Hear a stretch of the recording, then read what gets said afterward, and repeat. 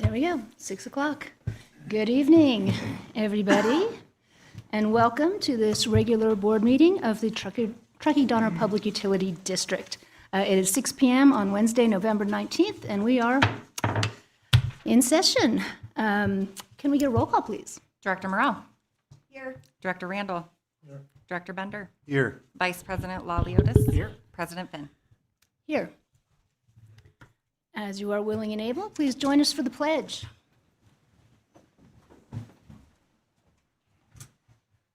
Director Laliotis, would you like to lead? Ready to begin. Pledge allegiance to the flag of the United States of America and to the republic for which it stands, one nation, under God, indivisible, with liberty and justice for all.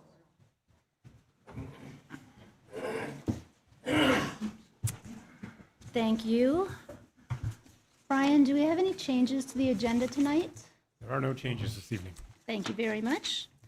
Public comment. So this is time that is set aside for the public to address the board on any matter that is not on the agenda tonight. Any matter that is on the agenda should be considered when that matter comes up for consideration. So do we have any public comment tonight? Seeing none.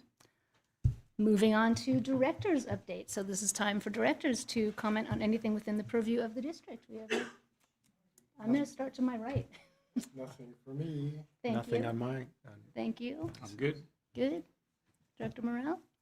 I just want to comment that the progress and work being done on Northwood Boulevard, the system hardening for replacing power poles and the crossbars and lines to make them more fire resistant. That pilot program is moving along. It's exciting to see crews out there making real progress and something different and experimental within our community. So I think this is the right direction as opposed to undergrounding all of our lines here. So a way to mitigate our fire risk. Thank you. Thank you, Director Morrell.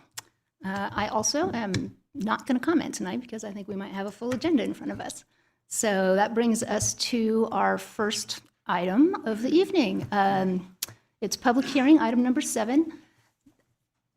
We're going to conduct a public hearing on the proposed water rates and the adoption of Resolution 2025-32, responding to timely written objections in Ordinance 2025-03, setting water rates for fiscal year 26 through fiscal year 30, and A, B, C, D as listed on the agenda. Just before we get started, I have officially opened it, but just to sort of set the table for the public, on the order of events tonight. So first we'll get staff's report.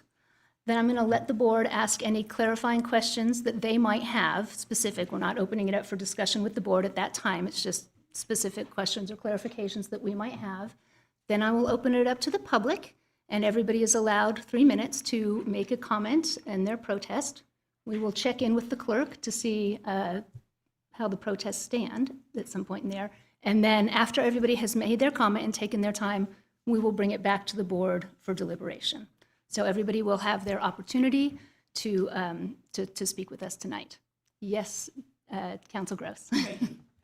And we'd like to remind the public that if anyone has a written protest that they would like to submit, you can deliver them right over here to the clerk. And you can do that up until the time that we close the public hearing tonight. And I believe we have pieces of paper with the protest. Yeah, so if you want to take one and fill it out, you can do that during the course of the meeting tonight. Okay? Okay, very good. Mr. Salmon, you're quick on. clarification, is the public hearing opening now, or Yes, is it the open public later? hearing is now open. It is open. Thank you. We're in. Good evening, President Finn, members of the board. Mike Salmon, CFO for the district. This is public hearing and action item number 7, water utility rates. Moving back a little bit of background here in time, in 2020, the last ordinance for water rates and it's set in 2020 for 21 through 2025, and the average increases are presented here on the screen. In 2025, the district contracted with HDR Engineering, who will be presenting as part of this presentation after me, to perform a water cost of service analysis and rate study for the years 2026 through 2030. We held water workshops here at regular board meetings on August 20th of this year and September 3rd. This evening's goals for staff and the board to consider are to conduct a public hearing, accept and file the water rate study, and adopt resolution 2025-32 with respect to protest, objections, and then also adopt ordinance 2025-03 setting water rates for fiscal year 26 through 2030. A little background on the water utility. This is a 2026 budget of $27 million use of funds. I put it in per $100 so essentially this is percentages. So 53% is in operations, which includes our pumping costs of electricity. 36% is capital expenditures, about $9.7 million in 2026. And then debt service, just under $2 million, is a little over 7%. And then to reserves, the components there are, it's not all reserves, it's that a component, half of that is funding vehicle reserves, and then the other half, approximately half, is use of facility fees to pay part of the debt service. This is another snapshot of the budget for the water utility for 2026. And I squeaked 2027 net results in the far right corner. And this is a sources and uses presentation style. The rate revenues and other revenues, and then operating expenses and capital expenditures are all outflows and debt service. The net cash flow for the water utility in 2026 is right at $2.5 million negative. And the by fund is in the bottom right there for 2026. It totals $2,455,000 bracketed. So operating fund is essentially breaking even in 2026. We're actually using $2,850,000 in capital reserve funds to help fund capital expenditures in 2026. It's the change in the fund is $2.7 million because of investment income. And then we have a couple other funds there. And then that same information for 27 net results are on the far right. You see a negative $931,000 with a small increase in the operating reserve, using a net use in capital reserve of $1.3 million.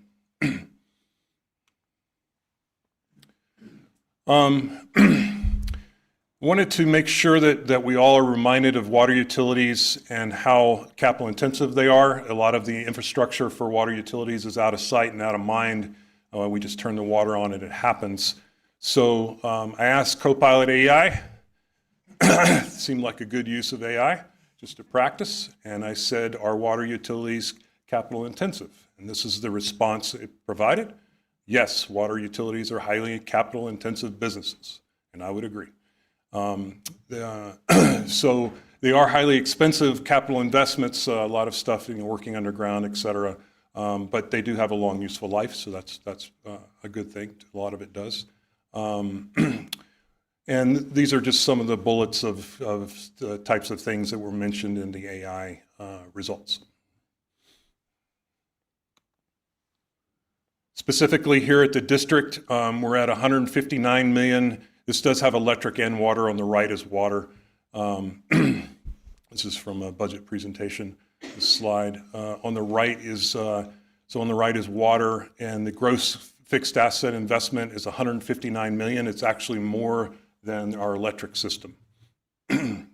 Net capital assets are at $87 million. That's after accumulated depreciation. And important thing to note here is in 2014, our plant remaining ratio, which is net capital assets divided by gross fixed assets. It's a way of calculating the age of your system from a financial books perspective only. And it calculates at, back in 2014, that calculation was 71%, and now it's down to 55%. So things are aging. And then just a reminder that the investment in all of this assets is everyone in the community's investment. And we're a special district serving the community. We're not a for-profit utility operation. This chart, again, another one from budget, but I thought it was important. On the right is the total capital investment plan for the next 10 years in our capital improvement plans, 88.4 million specifically for water. But more importantly, I took an inflation perspective calculation on water's gross value of assets as of 12/31/24 of 158 million. And we data dumped that into Excel, which I use a lot. And I looked at the age of every single asset and applied an inflation factor of 3.5, depending on when that asset was placed in service, to get it in today's dollars. Because as most of you know, accounting is based on cost basis. Everything is based on historical costs. It's not their true current replacement costs like you would see for perhaps insurance and things like that. So taking an inflation adjusted factor, you get a water capital system of 311 million. And then I looked at the average useful life of all those assets. And the average, weighted average useful life of all our assets for water is 38 years. So a lot of our assets that we put in the ground are 40 and 50 year long assets, but the average was 38.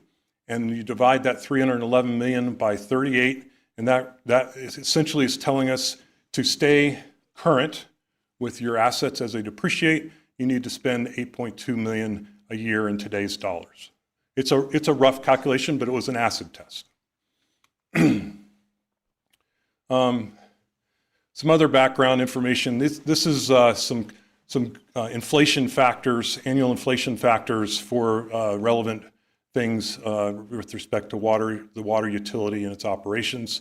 Water operating, the blue dots are a 5-year growth rate, and then the 10-year is with the red dots.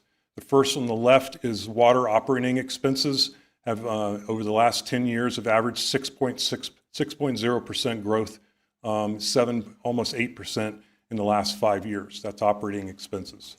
CCCI is the State of California Construction Cost Index. It's a monthly published figure, and that came in at 5.4 for the 10-year and 7.6 for the 5-year. In the middle there is water pipeline replacement. And so that's a consistent project that we have here at the district. So I looked back 10 years ago, 2020, and this year, 2025, and looked at the cost per linear foot. And it's not news to most, but those inflation factors in the last 5 years is at 10% and at 6% for the last 10 years. So that's an indicator of construction costs for pipeline. I did find another utility in the area that looked at 2018 to 2013, and their inflation factor was for the 5 years was 14%. Different years perspective, but that's what they had experienced. Next is U.S. CPI, which is very commonly quoted and published. And San Francisco, Oak, and Hayward is the next to the last on the right, and it's similar to USA. And on the far right is our water rates through 2026 proposed, and the 5-year is a 7.7% growth rate and 6.8 over 10 years.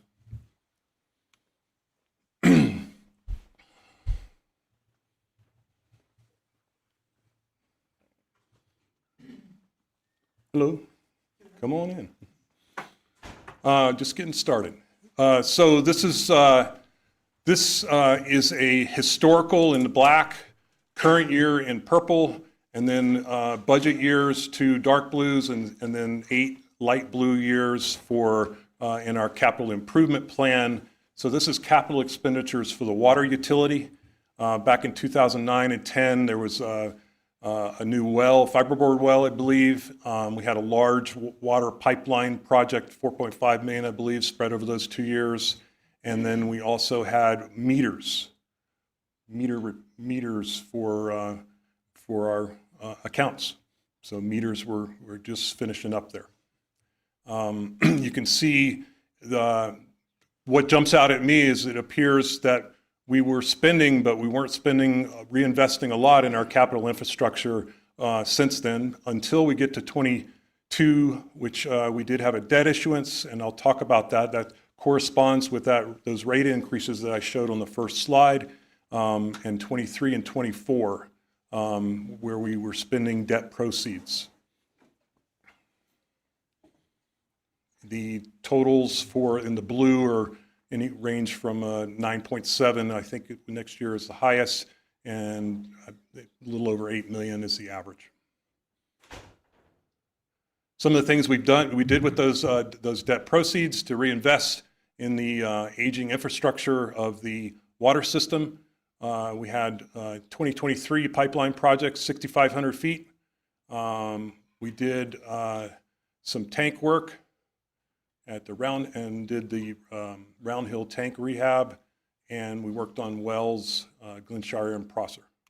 Hey, Mike, Yes, sir. could you go back 2 slides to that graphic showing the capital investment over time? I want to add a little bit more here just for some context. If you look at what Mike was pointing out in the black portion of that bar graph, there's some modest investments in capital infrastructure, and a couple of things have happened since then. And you saw earlier in the initial slides that Mike presented, we had some rate increases beginning in 2021 through 2025. And those were driven by a couple of things. One, the district had an outside firm help us develop an updated capital improvement plan in 2019 and 2020. We presented that to the board, and it was approved with the associated rate increases back in the last rate cycle. We also had some debt issuance. But if you recall, in 2022, when we came back with some of the capital projects, we saw a pretty significant impact that we all experienced in our lives, but also here at the utility, the financial impacts of COVID economic impacts. So we saw projects coming in at 2 or 3 times the engineer's estimate that were included in that original capital plan that we did in 2019 and 2020. And as Mike pointed out in one of his earlier slides, you also saw in 2014 that 71% net asset ratio. That's essentially an indicator of the age of our system. And since 2014 through 2020, we hadn't invested a lot or significantly in capital improvements. Since then, we've seen that translates into that lower 55% net asset ratio. And so that's an indication that our system has reached a higher age on average over the last 10 to 15 years, requiring that enhanced capital improvement plan to meet some of our engineering goals. We talk a lot about life cycle replacement. This is water pipelines, pump stations, storage tanks. And so if you look at this graphic, it really kind of illustrates not that the strategy in the past was incorrect or, had any issues with it, but if we look over the long term, if we want to reach a point where our infrastructure is at least the replacement life cycle pace, there's a need, as we identified in 2020, to enhance our capital improvement plans. And so as we saw earlier this fall, late summer, Mr. Reed, our water utility director, presented to the board the next update in the capital improvement plan. And that includes, is in alignment with what Mike just presented, that $8.2 million a year in order to meet that life cycle replacement over the next 20 to 30 years. So I just want to kind of point that out. This graphic here helps illustrate that because you can really see what the district has invested over time in its capital replacement. 10, 15 years ago, we were investing, under $1 million to maybe $1.5 million a year in capital water main replacements. Now we have a need to invest in some of the pump station replacements, tank replacements, and those water pipeline replacements. So I just want to kind of point out some of these slides. If you kind of look at them in aggregate, they paint a picture of where we're at in terms of our historical investment in capital and what we need to do in order to meet those life cycle replacements, kind of engineering best standards. Thank you, Brian. So this was some of the projects with the debt proceeds that was spent in 2023 that I just covered, that you'll see in our community. And then we did some more pipeline in 2024 and did other tanks. and worked on some wells, and we put online the new pump station. And in 2025, this year, we're doing 6,100 linear feet of pipe in Sierra Meadows, and did a recoating of the older tank at 6170, and are working on wells, 2 wells. Those are the bigger projects. And then looking forward a little bit here, this is 2026 and 2027 in the capital improvement plan and budget for pipeline work, pump station work, quite a bit of pump station work, tanks, wells in 2027, meters in 26 and 27, and then SCADA asphalt at all of our 40-ish type facilities related to water. There's asphalt that needs to be maintained. Sometimes it's just a slurry seal, but other times it needs to be completely pulled out and redone, as you know, as it ages. So this is an important chart here, and this is on the left is operating reserve balances for water, and on the right, to the right of the center, is the capital reserve balances. And this is in the first 3 bars of each is 23 actual, 24 actual, 25 forecast. In the center of each in a dolphin blue and orange is 26 and 27 budget expectations. And then moving forward in the financial master plan for 28, 29, and 30. And on the left, you'll see that operating reserve is pretty healthy there, and it is. It is actually in compliance with our district code policy of 50% of our operating expense budget. In 2019, back when that previous ordinance for the current rates, 5 years of rates, it was not. It was at 2.6 million. Okay? And so by issuing that debt, we were able to increase, this was all planned in the financial master plan, we were able to build up our operating reserve to what it needed to be. And so we've gotten this one back in alignment.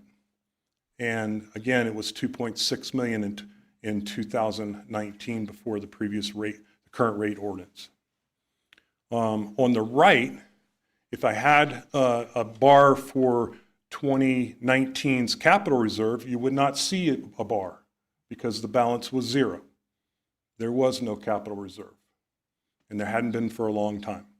So we were spending as much as we could, but it was those small black bars on that previous chart that had a lot of bars on it.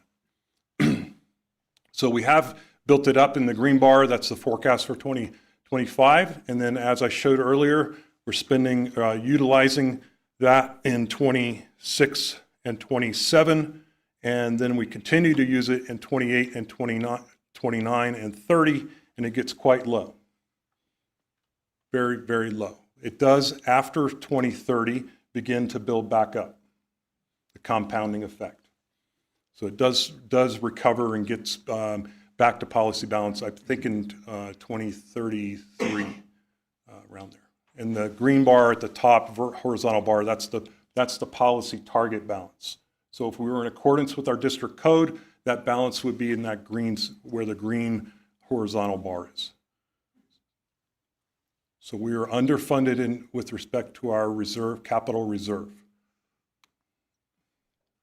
Moving on to some rate information. This is from the annual comprehensive financial report published each year in May, released in May or June. This is the 2024 residential bill comparison at 5,000 gallons. The dark shaded are Truckee Donner Public Utility District, including pump zone charge 3, pump zones, and then excluding pump zone, because pump zones are very relevant with the elevation changes that we have here, and a lot of other water utilities don't necessarily deal with that much elevation change. And I know Sean will, of HDR will be talking a little bit more about these as well. I would like to also point out that the majority, if not all, of those below us, the district, receive property tax funds or have other funding streams. Perhaps they generate electricity with their water or something like that. I have a point to why I present this, but this is a couple of data points for how much water a household utilizes. On the left, top left, is from the US EPA. It's current information, but it's as of 2015. That's what the EPA provided for 2015 on their website currently. It says that each American uses an average of 82 gallons of water a day at home. On the right is State Water Resource Control Board information, and they have even updated through 2025 information, and we are in the North Lahontan region, which shows for this year 101 gallons per capita, and then at statewide is right at 100. And you do see variability. The year before was at 60 for Lahontan, 53 2 years ago. So the wet years, big winters, definitely influence the volume there. And there's a lot of variabilities for each individual account that we have. Number of occupants and their ages, and teenagers may not take as many showers. Some may take longer showers. Percent of time at home, your home size, the type and age of appliances, how much landscaping there is, the season and the weather, as I mentioned, and then of course conservation awareness, which we strive for every day. So EPA was at 82. That's on the top is per person at 80 gallons, and then on the right, depending on your household size, is at 100 gallons.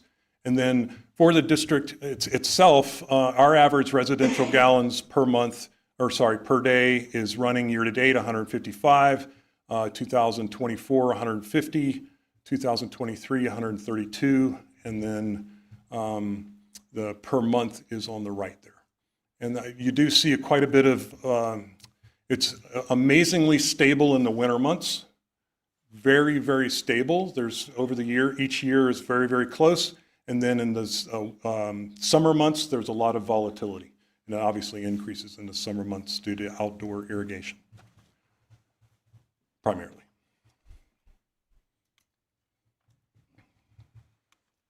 So I wanted to talk real quick about math, since there's a lot of numbers here, okay? And so on this is just a hypothetical. This has nothing to do specifically with our rates. I'll get to that next. But if part A of a rate goes up, is 50% of the rate, and it goes up 5%, and the other 50% of the rate component goes up 5%, that totals 10%. But that's a 5% rate increase to the consumer, okay? So the total of the two items is 10%, but the rate change, you apply the 50% of each component and to the rate change to get the effective rate change, and then that total is an accurate total, and that's 5%. Translating that into our rate structure for water, there's a base charge that's 88% of the monthly bill on average, or specifically at 4,000 gallons here in this example. So the consumption charge is 5%. This is again a 4,000 gallon example. And then I use pump zone 3, which our weighted average pump zone is 2.7. And so I've just picked, we don't have a pump zone 2.7. So two or three, I picked 3. So, so in this example, for 2026, our rate change for the base service charge is 5.3%. And you multiply that by the 88% and get 4.7. Excuse me, I went ahead of myself. So the middle column is the rate changes for the base, consumption charge 0 to 8,000 gallons, consumption charge greater than 8,000 gallons went up 24%, but 0 to 8 went up 30.6%, the base charge went up 5.3, and pump zone charge went up 5.9. But you need to apply that to the components, the mix of what's in your monthly bill, okay? And that's what the 88, 5, 0, and 7 are in this example. And so while the total of the component rate changes is 66%, 65.9, the effective bill change is 6.5%, because the majority of your rate change for this example is in the base charge. And that's true pretty much all the way down. Mike, I might add. So we asked Mike to put. Sorry, we asked Mike to put this slide in because the district has been receiving some outreach and calls and inquiries concerned that there was a, it varied anywhere between 60 and 70% rate increase, and it was clear to us that some of our information that was posted breaking down the rates by each of the components within your residential water rate were being added and rather than weighted per kind of cost account within that rate structure. And so we were getting calls and inquiries that there was a 60 to 65% rate increase when in fact it's, as Mike pointed out, it's the net effect is on average for a customer with around 5,000 gallons a month, it's about 6.5%.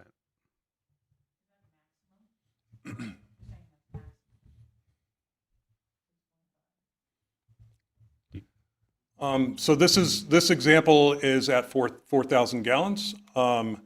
This is our current rates, proposed rates in 2026 and proposed rates in 2027, broken down between base charge, consumption charge. These are the rates at the top. And then the pump zone charge, again, I use pump zone 3 because our weighted average is 2.7. I couldn't list them all on one page. And then the effective average month or the effective monthly bill, depending on your gallons, which as I presented earlier, varies greatly. Is it one person in a home, two persons in a home? Is it a new home, an old home? Is there a lot of outdoor irrigation in the summer? Is there no irrigation in the summer?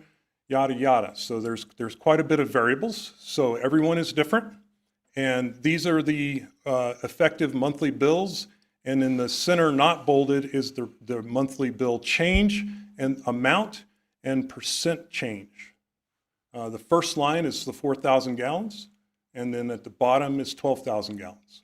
So if you use a lot more water, you're getting hit harder with the consumption charge increase that's greater than the base charge increase. So you are experiencing a slightly greater rate increase depending on your amount of water that you utilize.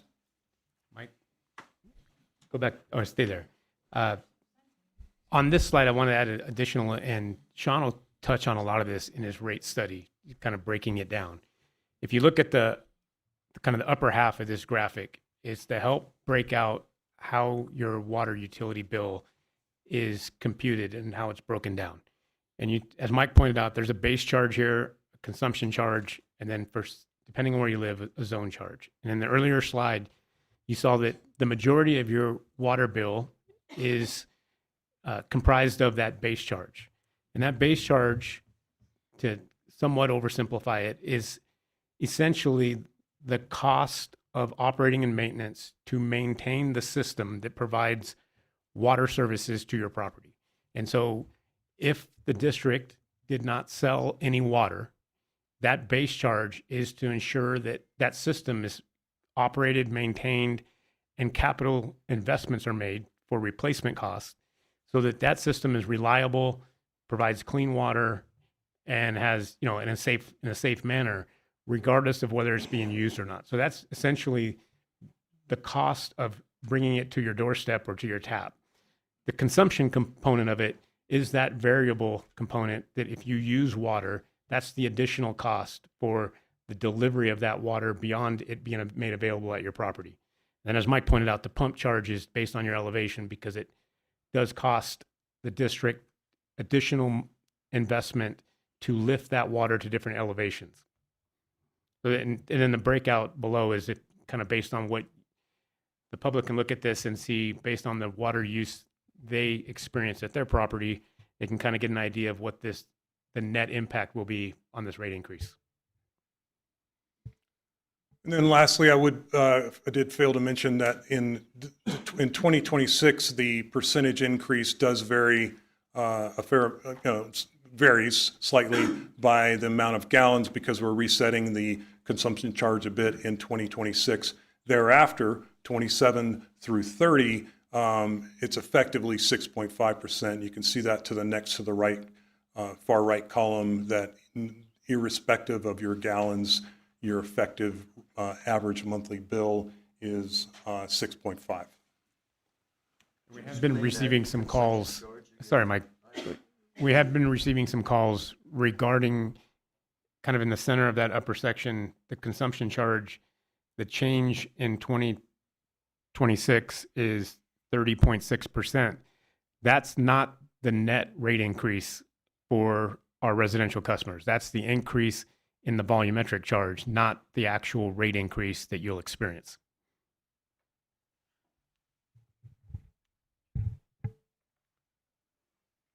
Some other information I wanted to make everyone aware of and provide is our total number of accounts as of October 2025 was 13,761 active. There were 0.5% 30 days past due, 0.1% or 15 accounts 60 days past due, and 4 were 90 days past due. I've been asked if there was a specific water-specific payment assistance program, and there is not. Well over 90%, I think it's closer to 95, if not 96 or 97, of our low-income qualifying reside in master metered water housing. So those are apartment complexes and other master metered type complexes. They are not necessarily single-family homes. So we do have other payment assistance plans, and income qualification is required, and through our community house, and you have to be a primary resident. Year to date, we've assisted 69 customers for a total of $24,208 through October. And then customers also have a federal program called LIHEAP, Low Income Home Energy Assistance Program. So with that, I'm going to turn it over to our water rate consultant, HDR Engineering. They've prepared a presentation. And I would like to introduce Sean Korn with HDR Engineering. Welcome. Thank you, Mike. President Finn, directors, good to be with you. So the presentation I have this evening is a summary of what we walked through at the public meetings in August and September to hit the highlights and talk about the approach and methodology to establish cost-based and proportional rates. So as Mike pulls this up, as we go through this process, we use generally accepted industry standard approaches, in this case for water outlined by the American Water Works, but it's tailored to the district system and customer characteristics to maintain that cost basis and proportionality as we go through the analysis. So as we start this off, some of the key drivers that were influential in the results of the study is inflation impacts, both operating and capital. Mike had that nice slide with the dots on the different inflation factors that has continued to impact not just the district, but utilities in the West as well as across the country. The need to continue to maintain that infrastructure that's in place today to meet the water needs of all of the district's customers, and that $8-ish million a year of reinvestment, and then to maintain the board's policy ending reserve target balances as we move forward that Mike also spoke about.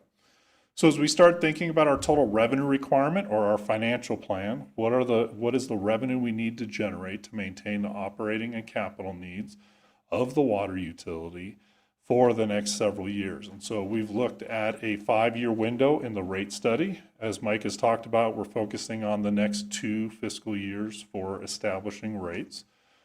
We're looking at that inflationary impact of approximately 4% annually, increased from the budget levels as we went out into the future.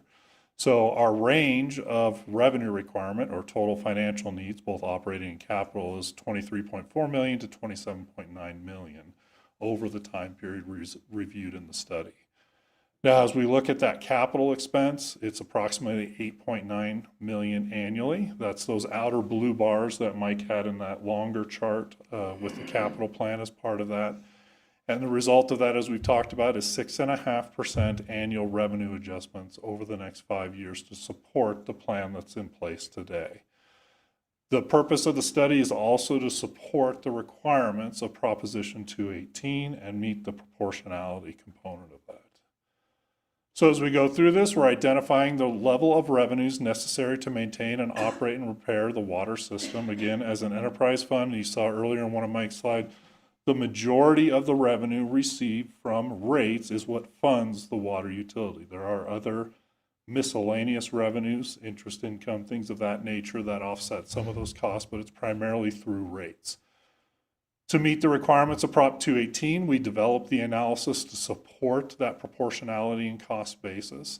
But while we're doing that, we're also looking at key financial planning criteria, such as our reserve balances, adequate reinvestment in the system, so the $8-ish million we're talking about, as well as maintaining any debt service coverage ratios. So as was mentioned, there is long-term debt that's been issued to fund existing infrastructure.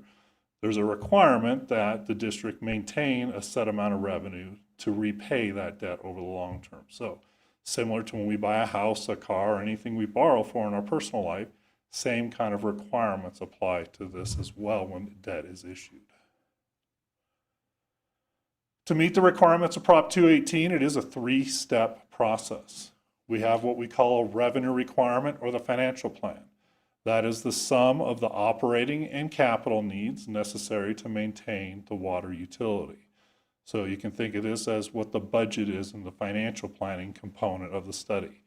That provides our cost basis requirement for Proposition 218. So how much revenue needs to be generated in each of the next 2 years and what do rates need to be to support that. To meet the proportionality requirement, we develop what's called a cost of service analysis. And what that is a method to proportionally distribute the costs between the customer types. So in this case, residential and non-residential customers. And within that, we also, within residential, we have the tiered structure. So we allocate costs to tier 1 use and to tier 2 use, and then to the pump zone component. And we'll talk a little bit more about that. But the purpose of this is to come back and identify the specific costs and the proportional share of costs that is allocated to each rate structure component to develop the proposed rates in year 1. So in Mike's chart where we showed the different levels of usage, and it was a different percentage change, that's based on the cost of service in year 1. I reference that as a reset year is year 1. Year 2 is an across-the-board adjustment. It's that 6.5% adjustment to each component, and that 6.5% is based on the revenue requirement, which supports the cost basis of that approach. So the rate design essentially, quote, falls out of the revenue requirement and cost of service analysis for that year 1 and develop the rates for year 2. So looking at the revenue requirement, as we've talked about, that is the combination or sum of annual operating and maintenance expenses and capital funding. So the bottom bar going across is the blue bar is our annual operating expenditures.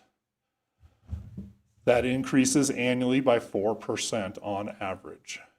The red bar is our capital funding component. So this is the amount of annual rate revenues that is used to fund ongoing capital improvement needs. The green is our debt service, and there's a little sliver of purple up there, if you can see that on the top of each of those bars. That is transfers. That's either that reserve transfer to fund future capital projects or to maintain target ending reserve balances. So the sum of all of those is our total revenue requirement. The solid black line, that's essentially horizontal across the screen, is our current annual revenue. So if no rate adjustments were made, then we would be deficient starting in 2026 and not able to fund all of our costs. Now, this doesn't mean that we just couldn't fund debt service and transfers because it's above that line. These are just stacked. It would be all of the district's costs. Some portion of that would not be able to be funded at current levels.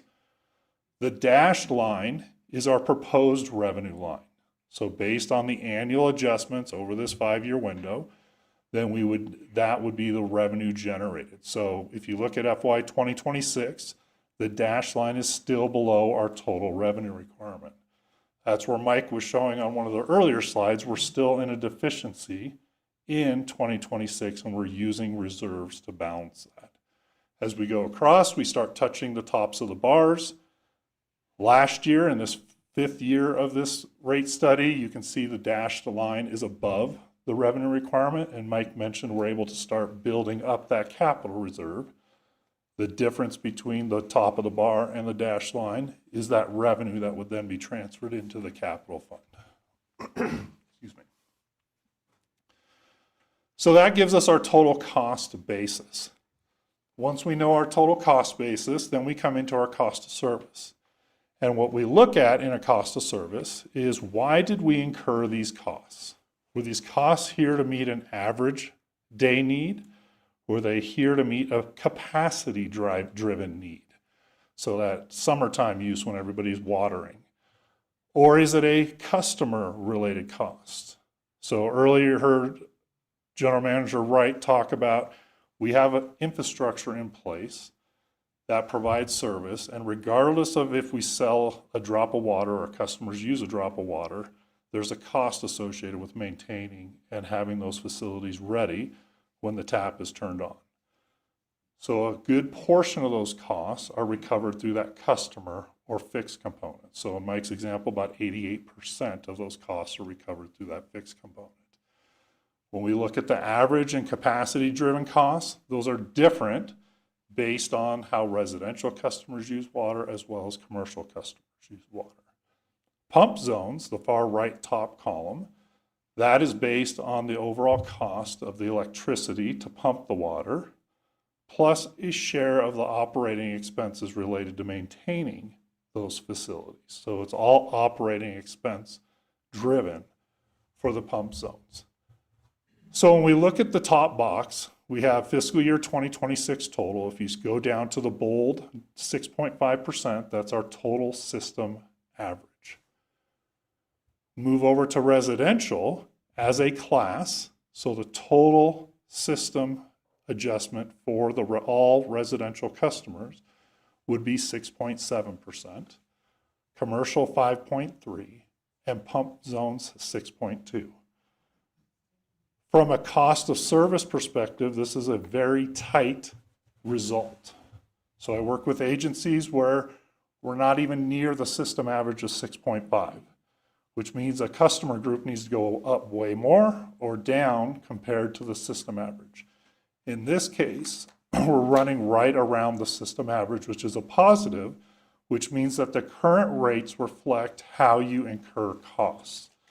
And we're recovering, generally speaking, the right amount of revenue from these customer classes. Now that gives us our total. The bottom box is how we break this out, called average unit costs. So you see commodity costs as the first line. That's $1.22 per 1,000 gallons for all customer classes. So that's part of the consumption charge. The next is our capacity component. This is where it varies by customer type. So in tier 1, it's 53 cents per 1,000. In tier 2, it's $1.15, and for commercial, it's 70 cents. That's based on how those customers use the system and what infrastructure and costs are required to provide that level of service. So when we add those up for tier 1 and tier 2, the two middle columns, it's $1.75 and $2.37. Those under cost of service in Prop 218 become the rates for the tiers in this first year, so fiscal year 2026. Same with commercial, the $1.92, and below that you can see the current consumption charges or rates. Come down to the bottom table, we take the total customer related costs divided by the overall number of equivalent meters, because we have a meter charge by meter size, which is scaled based on the capacity of those meters. And that's $108.50. So when we come to our proposed rates, you'll see that first column of 2026 after the present rates.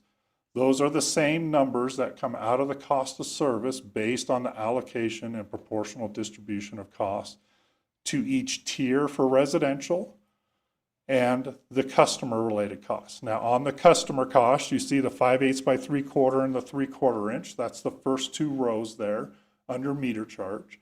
Those are the same for all customers with a 5/8 or 5/8 by 3/4. For a 1 inch, that is increased based on the capacity of that meter as compared to the capacity of those meters, the smaller size meters. This shows up better on the commercial side because we have larger meters there as well. Then our consumption component. We have 2 tiers. So prior slide, that was tier 1 and tier 2. Those are based on those average unit costs. That 0 to 8,000 is based on that average typical use in the winter time. So looking at the district's customer use, does it fit within that in the winter? And our goal here is to think about how and when and why do we incur costs. Those are the questions we asked in a cost of service. And then the proportionality comes in on who benefits from those costs or those facilities that are providing service. So that's where we come back to the 0 to 8 and the over 8. Those were all nicely rounded numbers. Those, when we did the analysis, were not exactly 8,000. We rounded to a nice number for the tier sizes. Excuse me. Mike had a similar chart comparing, kind of went the other way. He went horizontal, I went vertical with it. The first bar, the green bar, that's the average of all the other districts that we looked at. The light blue is the present. The middle blue is the proposed for 2026. And then you can see how that compares to North Star, Tahoe City, Olympic Valley, North Tahoe PUD, South Tahoe PUD, and Alpine Springs, just some of the other local agencies here. Now, as Mike mentioned, many of these agencies receive property tax revenue, and they use them to offset either operating and or capital costs. So for a couple of these agencies, they use the property tax dollars to pay debt service for capital infrastructure or to directly pay for capital improvements. Now, this is also not an apples to apples, given each of these agencies on the screen here have an adopted Proposition 218 that their boards have already adopted. So Tahoe City, as an example, on the water side, has around 9.5% left, I think 4 years of them. South Tahoe is at least 3 years of 9.5, maybe 4%. North Tahoe PUD has 4 years of 11% left. So again, they've all gone through this process. Alpine and North Star have also looked at their rates. They aren't as, I can't remember off the top of my head what those ones are, but they are also raising their rates over the next several years as part of their Proposition 218 process. This also doesn't necessarily reflect the reinvestment level that each of these agencies is doing. So when we talk about that $8 million that needs to be reinvested annually, then each of these agencies may be on a different timeline. So they may be younger, they may be older, they may not be funding those costs, they may be funding those costs. So again, not always an apples to apples, but provide you with a comparison of what that may look like. On the commercial side, same fixed charge by meter size. Again, here you can see the difference a little bit better than on just the residential. We go all the way up to an 8-inch meter. So same $108.50 for that 5/8 by 3/4 or 3/4. And then as you move up to that 6 or 8, again, you can see the larger fixed charge based on the capacity of that meter size. And then on commercial, it's a uniform rate, all consumption, at $1.92 proposed and $2.04 proposed for the next 2 years for the Prop 218. On the pump zone rates, as I talked about earlier, that is based on the electricity cost plus a portion of the overall operating component to maintain those pump stations. And so zone 1, that's the base gravity zone essentially. There's no charge. And then zones 2 through 7, and that is based on the number of times the water needs to be pumped. So looking at the total cost divided by the amount of consumption that's pumped and multiplying that through by the number of times that it's pumped in there. Now, somebody does the quick math. No, it's not exact. We rounded to a penny. And so it does vary slightly as you go through those numbers as part of that. But ultimately reflecting the electricity component primarily of pumping water to each of the different zones. So with that, I will turn it back over to Mike to add a few more comments on this, but ultimately we're going through the public hearing. And then ultimately, the board could adopt these proposed rates if there was not a majority protest. And then if adopted, those would be effective in January.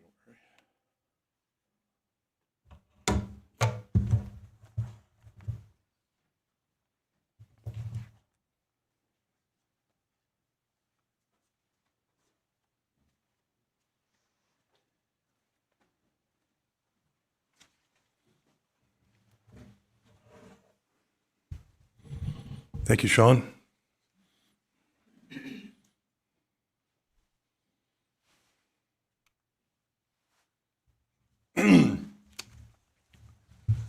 Okay, so water rates in Prop 218 and related milestones. As I mentioned earlier, we had 2 workshops, August 20th and September 3rd. And we did the mailer and the notices. And then I'd like to see if anyone else has any other commentary on this process. Yeah, do you want to go to the next slide?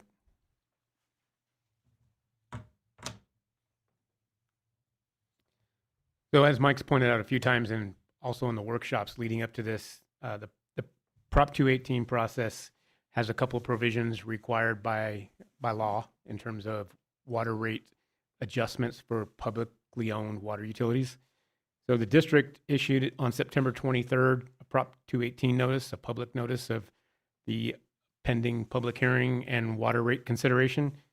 It was distributed to all of the properties within our district that receive service from us. And that distribution list was generated based on the most recent tax assessor parcel list. So that information, the owner of record and the address is there. The district clerk has been receiving, logging all of the validated protest letters received to date. And I wanted to give an opportunity for Martina to give us an update on the number received up until this point. As Mr. Gross pointed out, and Mike Salmon, we can receive protests up until the close of the hearing, and we go through a validation process to make sure that we don't have duplicates, basically duplicate protests from the same parcel. We do have sometimes where a property owner and a tenant might submit a protest, only one of those count per parcel, or if they're roommates or multiple residents there. So Martina, do you want to offer an update there?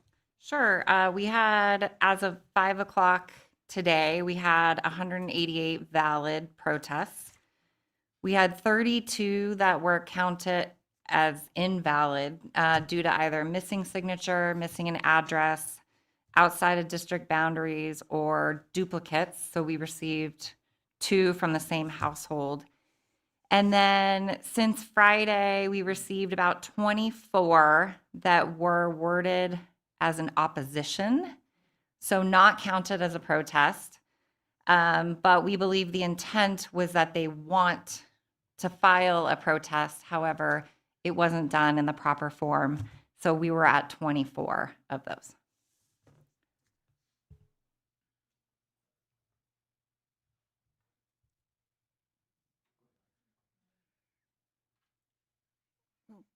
We will have public comment as soon as the.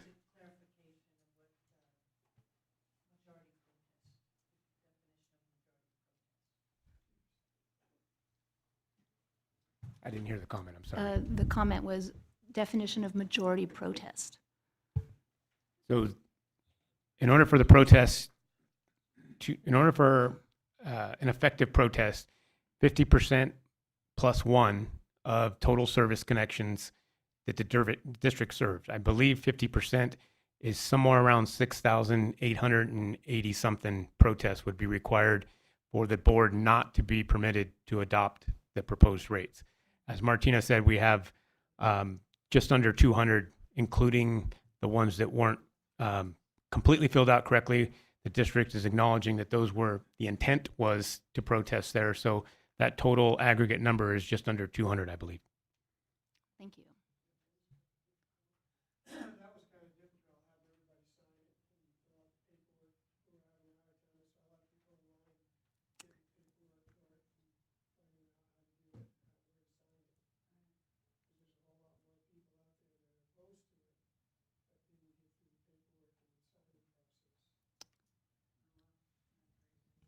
we'll have All a right. chance for public comment. Let's get through this We're section, and almost then we'll through. open the floor to everybody. So just a couple quick things on fiscal impact. The rates proposed, adopted have a direct, and whatever is adopted, have a direct impact on the financial health and budget of the water utility of the district. I would also say it has a potential impact on our ability to achieve the mission of the district. The proposed rate adjustment for 2026 of 6.5% average equates to an increased revenue of $1.31 million, or approximately $202,000 per 1% of change. These amounts compound thereafter through 2027 through 2030, with each year's proposed 6.5% average increase for each year, 2026 through 2030.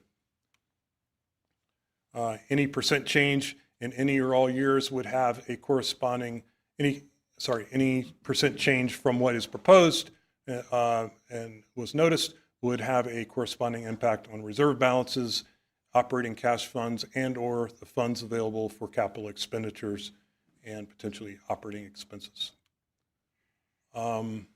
This is just a recap of the financial impact. Rate revenues are right at 22 million. 1% change is 202. That's effectively per 1% is an average per account per month of $1.22, and $100,000 change in the rates would be 0.5%. And again, the 6.5% recommended average rate increase generates an incremental revenue of 1.31 million in 2026.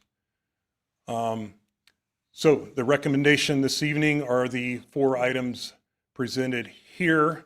Conduct a public hearing, which we're in the process of, accept and direct staff to file the TDPUD 2025 water rate study, and then resolution 2025-32. Any additional commentary there? Yeah, I'd like an opportunity for Council Gross to go over some of the provisions and details associated with an objection. There's a distinction between a public protest and a public objection. So, Council Gross. Thank you.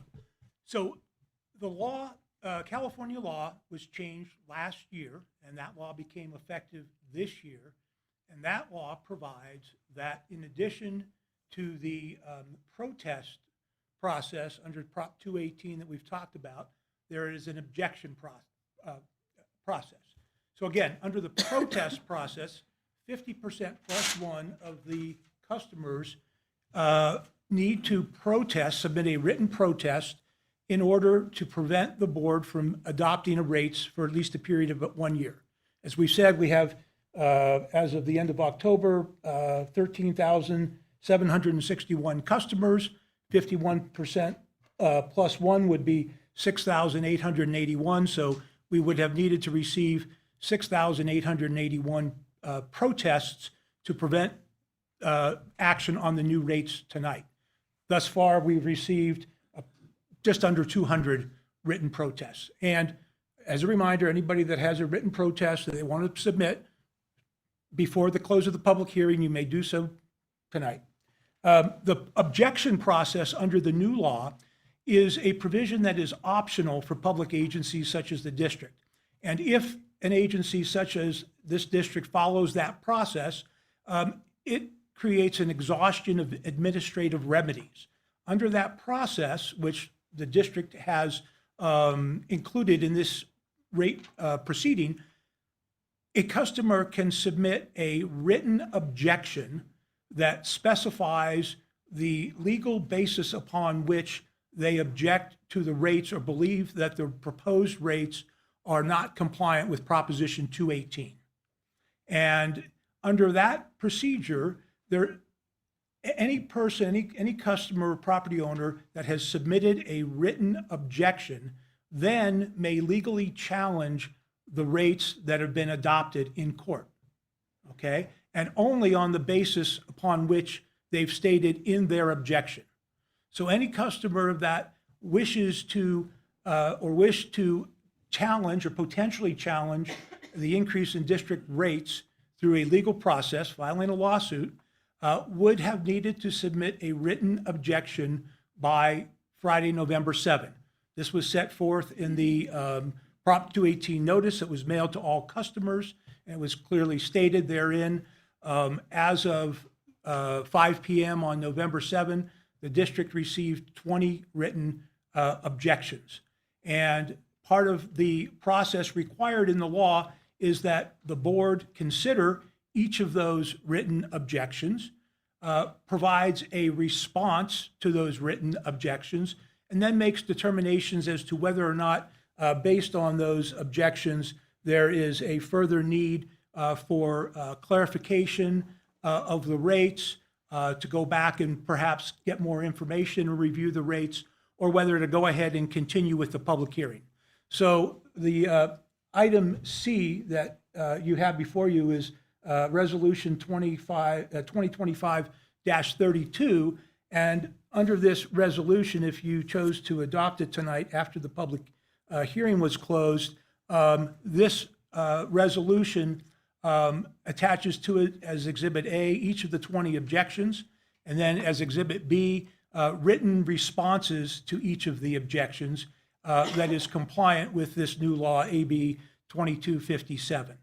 The resolution, if adopted, would also direct staff to mail a copy of the resolution to each person who submitted a timely written objection. That is not required under the law, but we thought that would be good practice, good responsiveness to district customers who took the time to submit a written objection. Thank you, Council Gross. Yes, sir. You have the recommendations in front of you. Okay.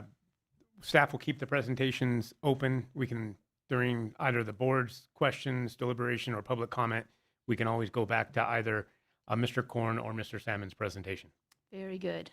Thank you, gentlemen. Thank you, Mr. Korn. Thank you, Mr. Salmon. Believe it or not, that was brief, so thank you for your brevity. We appreciate that.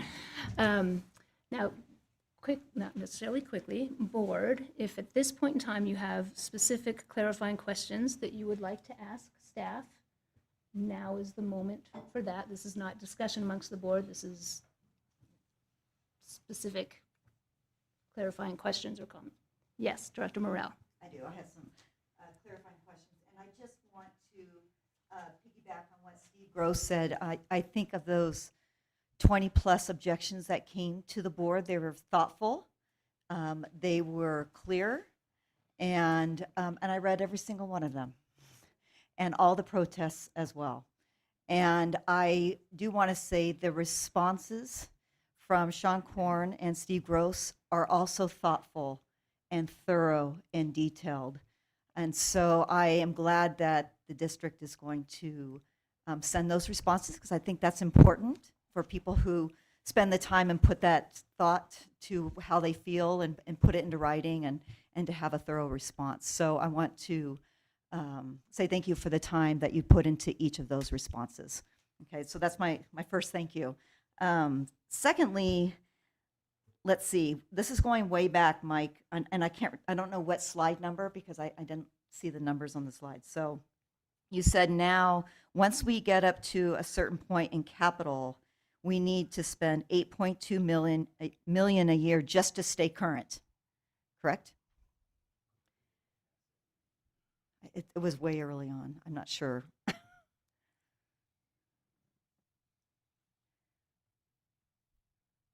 And are we close to that? Does this upcoming budget and rate water analysis get us to that?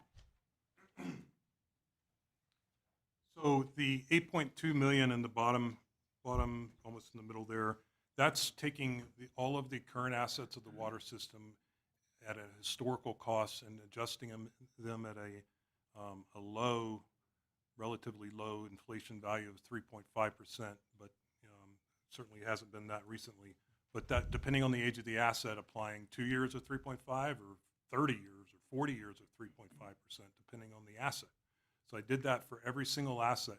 And so at current values, all of our assets, inflation adjusted, have a value of $311 million per this analysis. Then you divide that by the average useful life of all of these assets, and you get, of 38 years, you get 8.2 million to kind of maintain at the current dollar cost, if you will. And the current capital improvement plan is slightly higher than that. So if that answered your question. Good. Okay, so that's my first question. And then second one, I think you said something like 10 years ago, the capital improvement budget was 1.5 million a year, or something like that. Are we in this rate analysis and going forward making up for those years of insufficient planning, if I can say that? And so are we catching up now? Are we caught up? Are we, I feel we're moving in the right direction, but that's a big difference from 10 years ago when rates were probably a lot less because of the insufficient funding levels.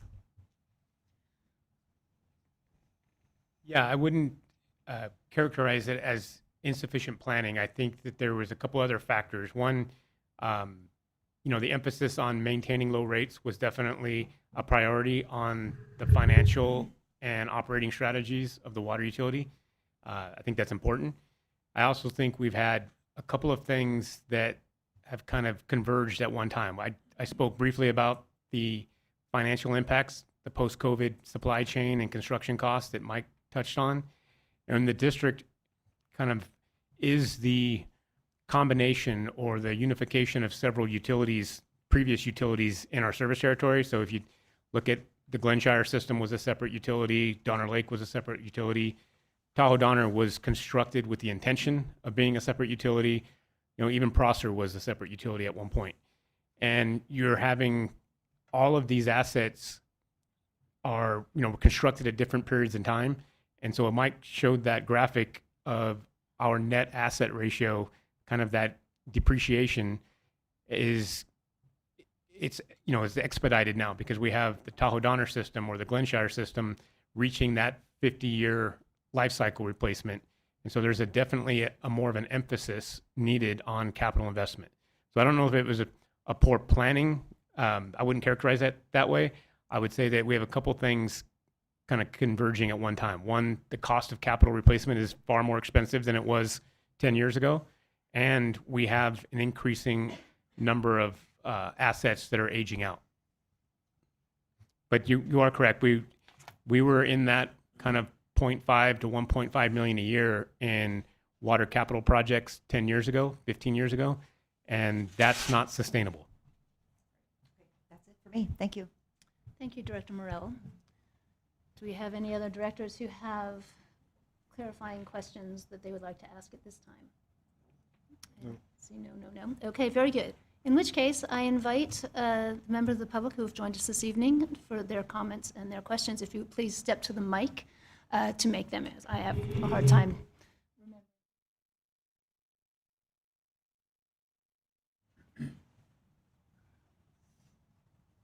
Someone's got to go first.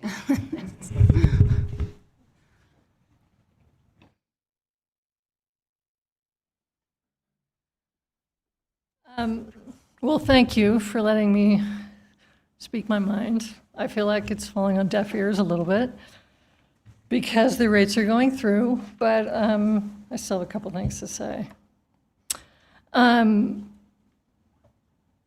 did my math, and you said your rates are going up at 6.5% on average. I know there's a lot of variables there, but my calculations show, again, doesn't really matter, but the minimum is averaging. I took, the rate in 2030, and then I divided it for the average for each year, was 7%. That's the base meter charge, which you're right, is the largest charge for most people.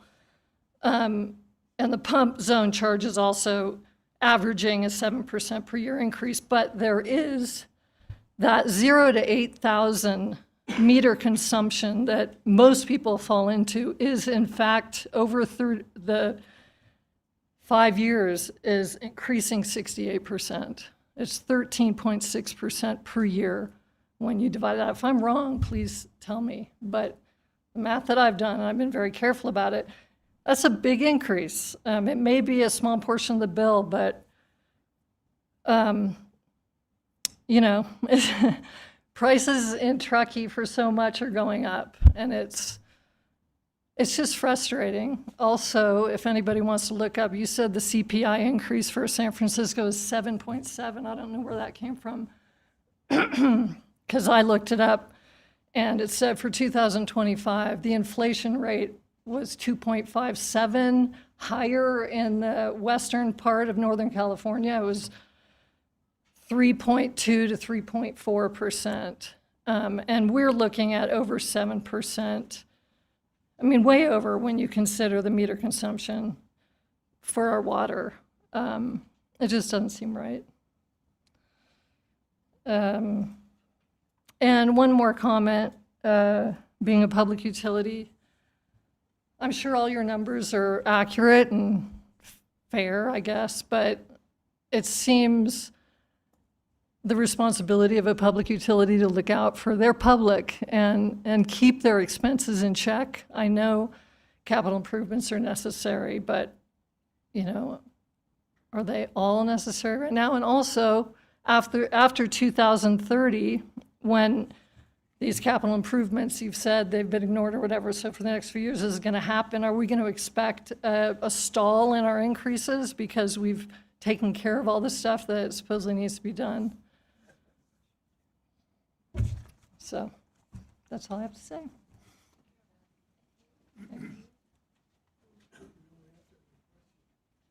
President Finn, could I ask you to ask the public who speaks to identify themselves so that we have their names for the record for the public hearing? Thank you. And I'm hoping to answer these questions after everybody has had a chance to speak. We have a 3-minute time limit for each individual person, so if we get with everybody back and forth, instead taking notes on the questions that are brought up, and we will get them in discussion at the end. My name is Kathy Spanberger, and I live in the Glenshire area. I'm sort of new to all this, but just through the, you know, the detailed presentations tonight, these are my observations. Your operating expenses are 51% of your expenses, but there's no breakdown as to where all that money goes. It's just operating expenses, 51%. So I think that lack of transparency isn't very fair. I personally don't really have a problem approving or paying for capital expenditures, but when there's no transparency about where 51% of your budget is going, that's a bit questionable. The other thing is that I noticed in the past 5 years, you have high single-digit increases every year, compounded every year, and now you're asking for that same high, 6.5 or higher for the next 4 years. And I'm kind of wondering, where is all that money going? Because your capital reserves are way low, but is it all going to operating expenses? Because those are quite large increases, especially compared to what the lady was saying earlier, compared to cost of living and CPI indexes. And the last thing that was my observation is it's very opaque trying to figure out what these increases really mean to different people in Truckee. I had a hard time following what it really means. This lady before me at least did the math. And it seems like, again, my observations tonight is sort of the lack of transparency in all of these things. And with respect to this last about the water rates, wouldn't it have been nicer to present actual numbers based on certain residence areas of taking your actual bills and showing people what the actual increases were in dollars as opposed to kind of complicated equations? Those are my comments. Thank you. Thank you.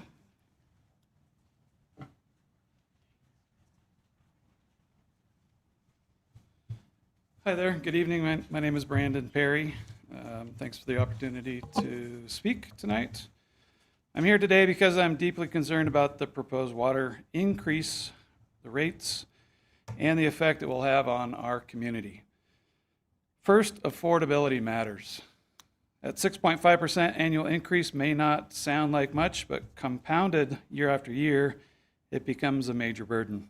For families, retirees on fixed incomes, and small business owners, this is not sustainable.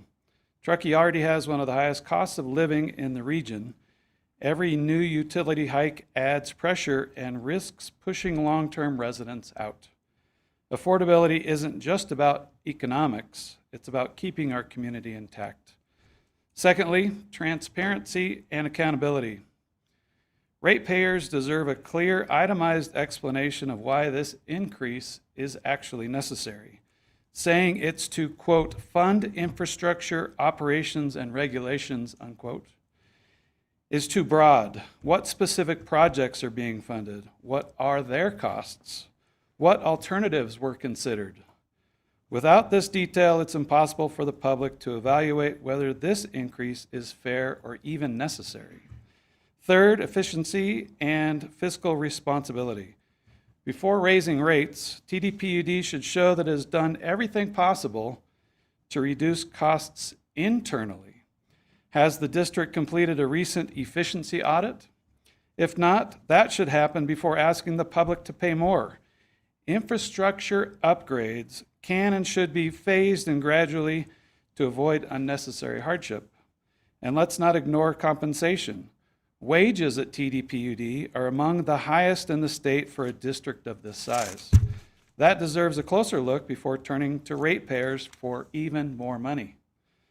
Finally, Prop 218 gives ratepayers the right to protest rate increases. This isn't just a box to check, it's a safeguard meant to ensure transparency and fairness. I urge the board to respect both the letter and spirit of the law by engaging seriously with public feedback. In closing, I ask the board to delay or reconsider this proposal until there's a clearer, more equitable plan. Truckee residents want reliable water service, but we also deserve fiscal prudence, transparency, and a genuine commitment to affordability. Thank you. Thank you.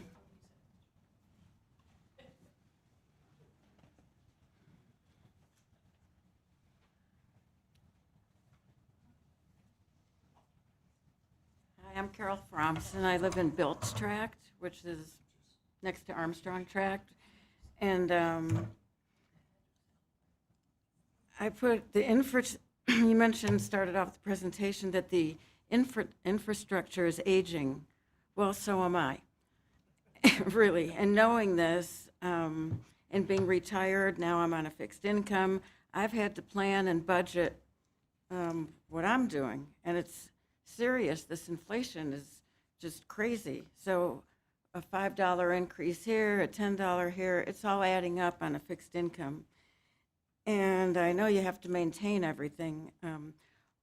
When the PUD took over Donner Lake Water, so it's Armstrong Built, and on the Armstrong side, they were washing their cars and watering the lawns, but on the Built side, we were being rebuilt when the PUD took it over.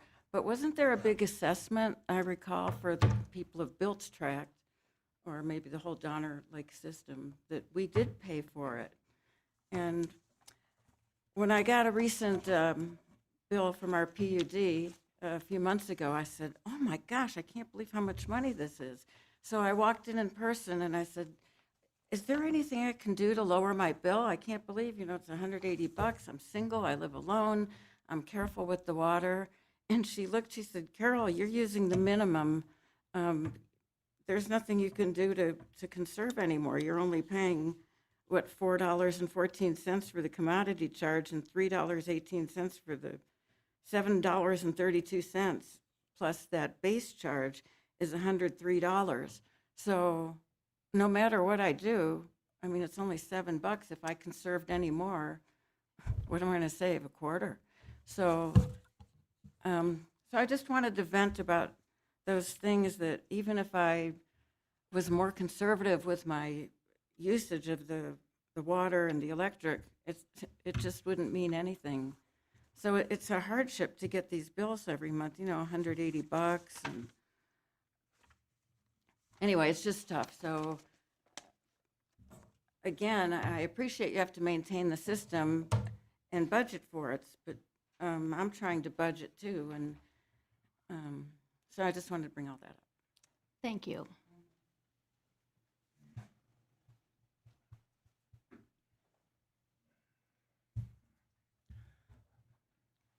Hi, I'm Rolf Gudan.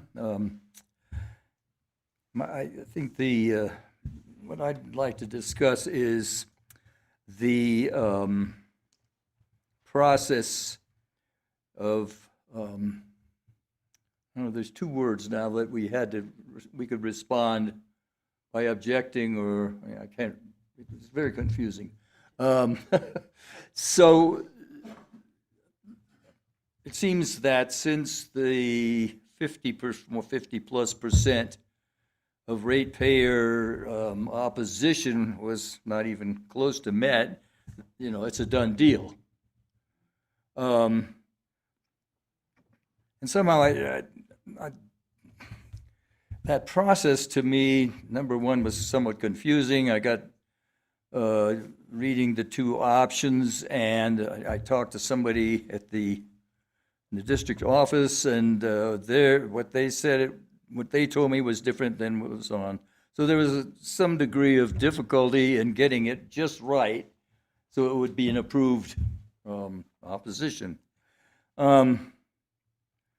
But it seems like half the houses maybe here are second homeowners, right? They don't even live here. I'm sure they get the flyers in the mail.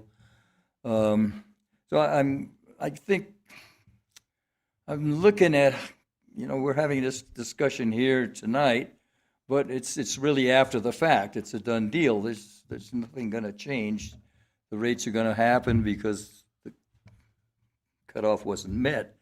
But somehow having a little more opportunity and as citizens and interested in the community to be able to discuss the matter and how it's affecting us, if we multiply it times all the other special districts needing more money, et cetera, as has been talked about. So I think, human level interaction rather than it's a done deal of over 50%, which that level will never be reached.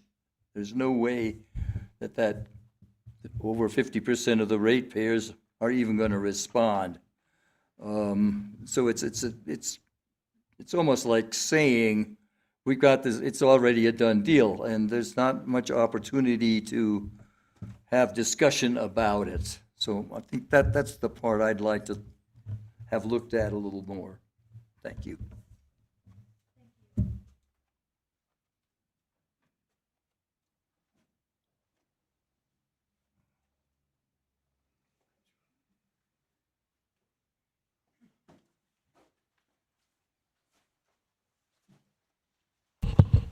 Siobhan Smart.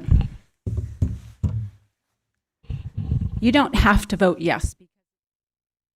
The threshold. You don't have to vote yes because it didn't meet a threshold. You have an option. Because 7,000 plus didn't walk in here and go, oh shit, let's raise it. It's like the little kid with their hand in the cookie jar. If nobody's looking, well, maybe we can get away with this. Giving government more money is not always the answer. You can look at the graph between 2025, and I bet you it's very similar. I love how you said it's very thoughtful, the work that Mike and our GM did. You're right. It is very thoughtful because it should be thoughtful. When you look at a comparison, when we talk about being equitable, Brian Wright started off at 189. Following year went to 202. Following year went to 358. Following year went to 379. Following year went to 382. When you compare his salary to Modesto, which is times 10 the population, there's a $15,000 spread. I'm happy to hit HR and Mike Salmon. Everything doesn't have to cost more. You can send people back to whatever collective office, take all that money with all the brain power sitting there, and figure out another solution. One of the things that I heard in this entire thing was that Mike said, the more gallons is the more expensive. So you are going to kill our families who have more than one person living in the household. So if you're a family of 5, it's no longer affordable. The solution is not always the money. I believe it was Director Bender at the last meeting who said, well, they'll never reach 7,000. You're right, we didn't. That's a lazy argument.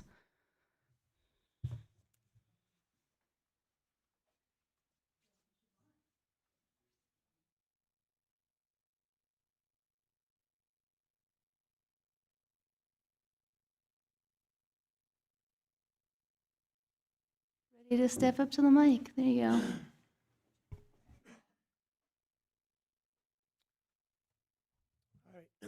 Lee Doobie, live out in Prosser.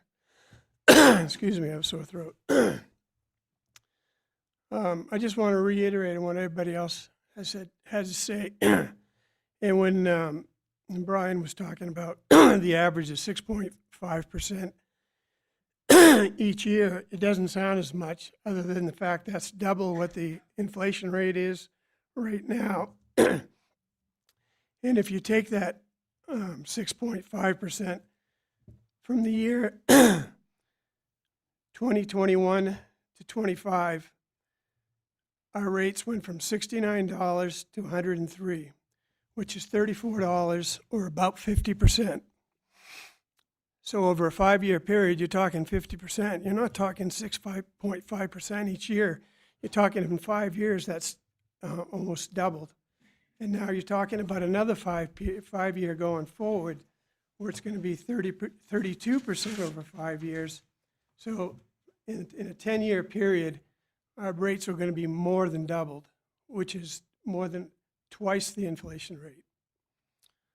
And again, what the guy was saying about the done deal, it's true. A lot of second homeowners, they're not going to be showing up here for these meetings.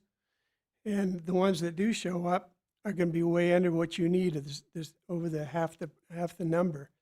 And so many people were confused. I talked with other homeowners, and they said, that you had to sign it, you had to get the paperwork, and the whole act of getting the paperwork to sign is confusing and difficult. So yeah, it's like what you said, the hand in the cookie jar. If nobody sees you grabbing that cookie, nobody sees you raising it up 6.5, and the rates continue to double and double, then yeah, great, you got away with it. In the meantime, all of us local people that live here can't afford to keep up with these increases. And sad as it is a done deal. That's about it.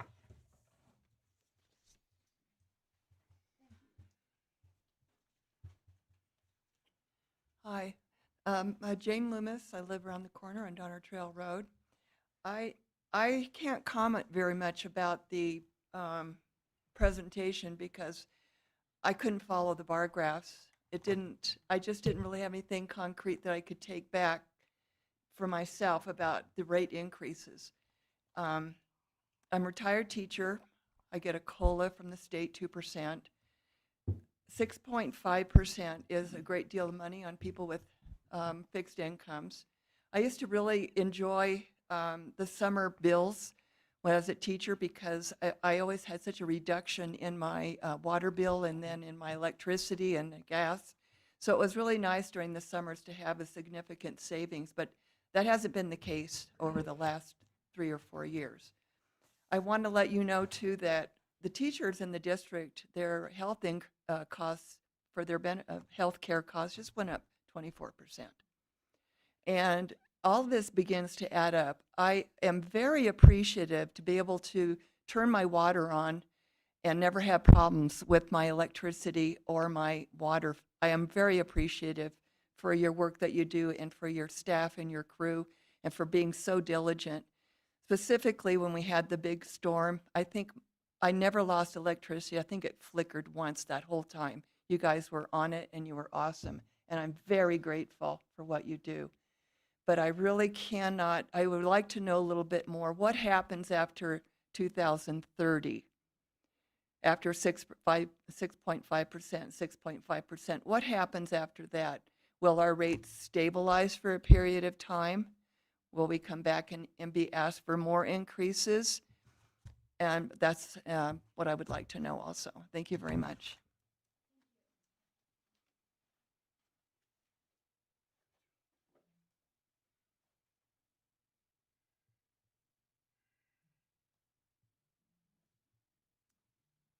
Anybody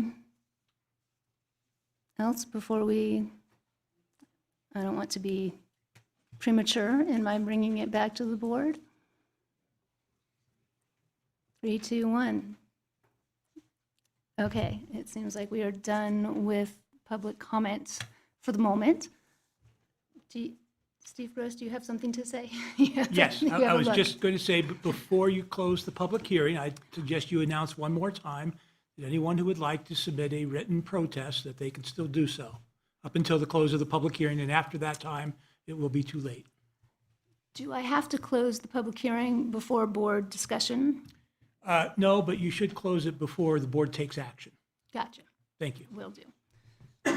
So as a reminder, anybody is still welcome to fill out a welcome protest. And just, I agree that the objection versus protest, these are all legally defined things, and they're all very different from simple public comment, like the public letting us know how they feel. You are always welcome to do that. Within the confines of a public hearing and Prop 218, there are legal parameters that we have to abide by for, again, the difference between a formal objection and a formal protest versus simple public comment. Okay? So these are not, we're not just trying to make people's lives hard, we also operate under the same rules. Okay, back to the board. Do we have, well, there's, I'm going to ask staff to help me out with some of the, it seemed like there was a fair amount that was simply, we can't afford these rate increases. So frustration and anxiety noted. I'd want to, there were some specific questions that were in there. No, I know you're shaking your head, we're not done. We're talking here now through all of these things. But as far as specific questions that were asked by the public now that staff can answer, Kathy Spanberger saying that we were not being transparent with our operating expenses. This is all, it is all broken down in the budget, which is in this same packet, line by line, item by item. Is that not correct? Yes, the district, as Mike pointed out, had water rate workshops starting in August of this year. We had 2 workshops, and then we had subsequent electric rate workshops. And then we've held 3 budget workshops, and then we started the public hearing process last board meeting that's going to continue later this evening. But staff has a parallel process going on at the same time with a budget review process that includes that granularity that was asked for. So the breakdown in capital costs, the funds for each of those capital expenditures, the operating costs are all outlined within the budget process. Thank you. Is there any chance maybe Mike could pop that slide up on that those milestones for? There was. Oh, right there. Yeah, 218 related milestones. Awesome. And then just to add to that, when you know, we do have the water, the transparency thing kind of struck a chord because this is, there was a lot of comment that, okay, this is our one meeting here, public hearing. There's only so much we can present in a reasonable amount of time.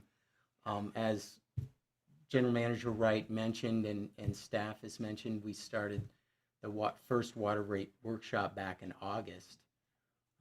We've also had the water capital improvement plans discussed, and in open session, the financial master plans, all our capital improvement plans, the facilities master plan, 400-page document.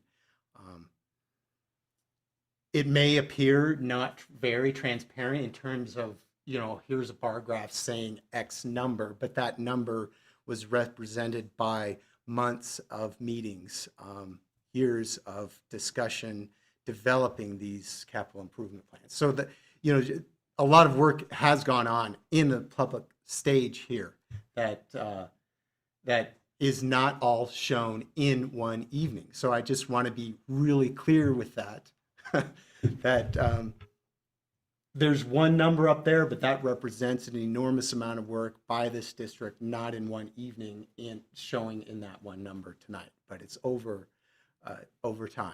Yeah, there you go. Yeah, good. Bravo. Yeah, thank you.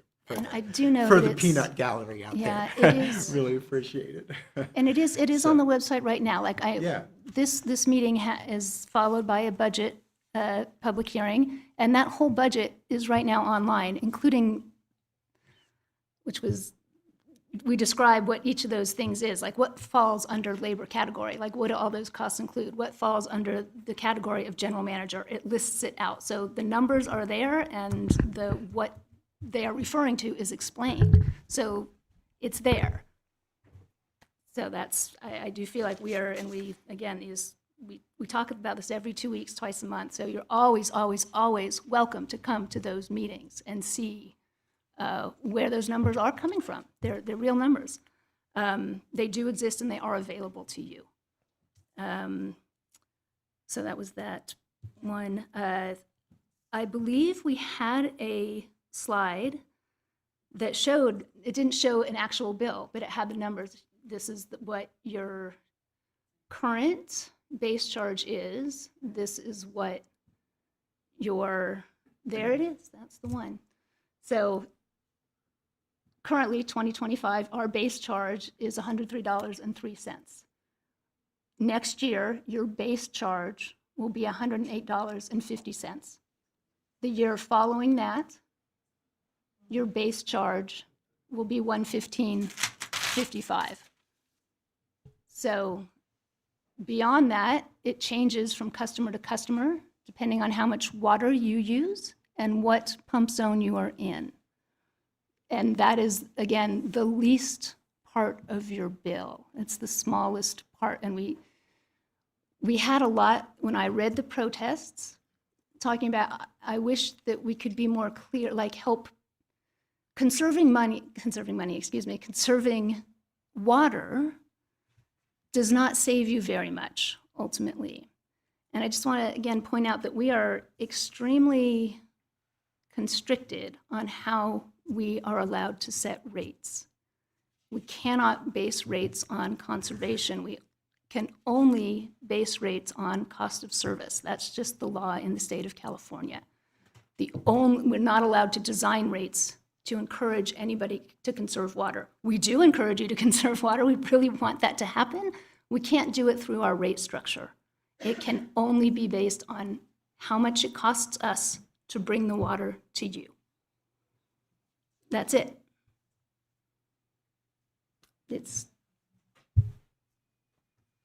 So, that I would love to be able to really effectively use rates to make people conserve water, but it's just not possible. If it was up to me, we'd have a super progressive rate structure and everybody would be, but it's not, and it's illegal. So that is the statement about conservation and how it relates to our bills. That is how your bill is going to change on your base charge and your consumption charges.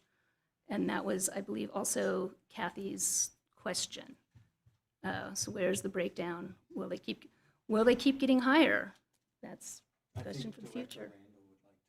Oh, please. Well, I'll go ahead and finish. Yep, no, I think that's enough for me for the moment. Okay. Nobody likes rate increases. I don't like rate increases. The PUD's infrastructure, as was mentioned, is now on average 38 years old. You've got to stay on top of your infrastructure. You know, we don't need to debate whether there was poor planning in the past, but we are behind in maintaining our infrastructure. The study was based, our estimated engineers' costs for future years. At this point, if they are passed, they cannot be increased in the next 5 years, but they could be decreased. A full-blown study like this probably costs $50,000, $60,000 to do. Depending upon what the board decides tonight, I would like to recommend that as part of the motion, we have a rate review every November so that for the life of the proposed rates to evaluate what is going on with costs. This could lower the rates in any particular year based on what's going on with the economy. Thank you. Thank you, Director Randall. I'm gonna stopping on reading my list to see if we have other directors with comments, questions, statements, clarifying. Yeah, I just have a question for Mike. Can you remind me, we're on a 2-year budget. Do we set rates? We can't hear you. Sorry, do we set rates? We set rates every year or every 2 years? Because what we're doing tonight effectively is stating that these are the maximum rates that are being approved for the next 5 years. And that goes to what Director Randall was saying, that these are the maximum rates, not the approved, not the rates that we are going to use. And I just would like a clarifying question from Mike. How often are we setting the rate based on budget? So historically, the district has adopted a water rate schedule in 3 to 5 year increments. The last 2 rate approvals were 5-year increments. As Director Randall pointed out, 2 rate schedules ago, back in 2015, the board adopted a rate schedule with the provision that it would be reviewed each year, understanding that the Prop 218 process sets the cap. If the board were to decide or staff were to recommend a subsequent increase from what was already adopted, it would require another Prop 218 process, another study, et cetera. So the board has adopted rates with the provision and understanding that staff would return with an item for board approval to actually implement that rate increase in the subsequent January 1, beginning that subsequent year. The budget is adopted in 2-year cycles per board policy. The outgoing years in the water rate, and Mike Salmon or Mr. Korn can confirm this, that the outgoing years are based on the 26-27 budget and assumptions in the financial master plan. So the financial master plan typically assumes in the out years, beyond the budget and beyond the rate schedule, a baseline inflation rate based on the previous 10 years or so. The next 5 years for this water rate is based on the capital improvement plan goals that we reviewed back over the summer. The financials that Mike went over, the net asset ratios, depreciation, and what the investment requirements are for capital improvement, and then some budget assumptions going in the out years. So it's a little bit off cycle in terms of budget, 2 years, rate schedule, 5 years.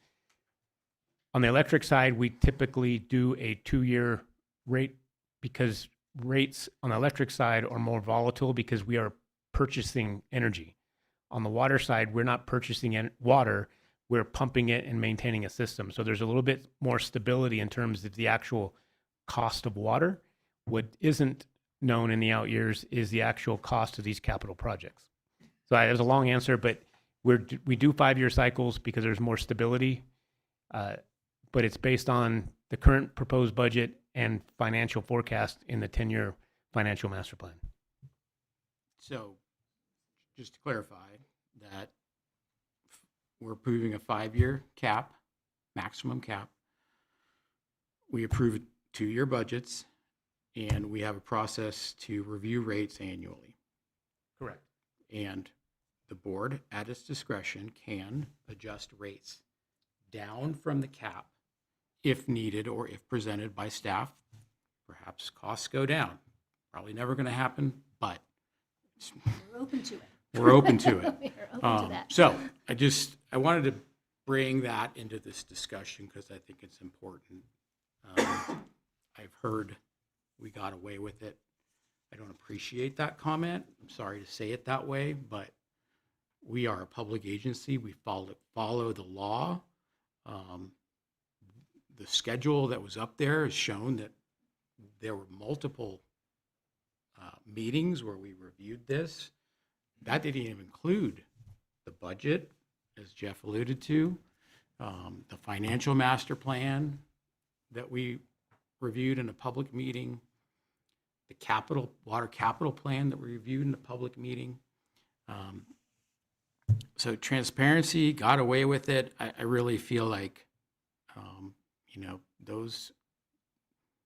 I don't feel like those are fair statements based on the amount of work and the amount of public process that goes into getting to where we are tonight.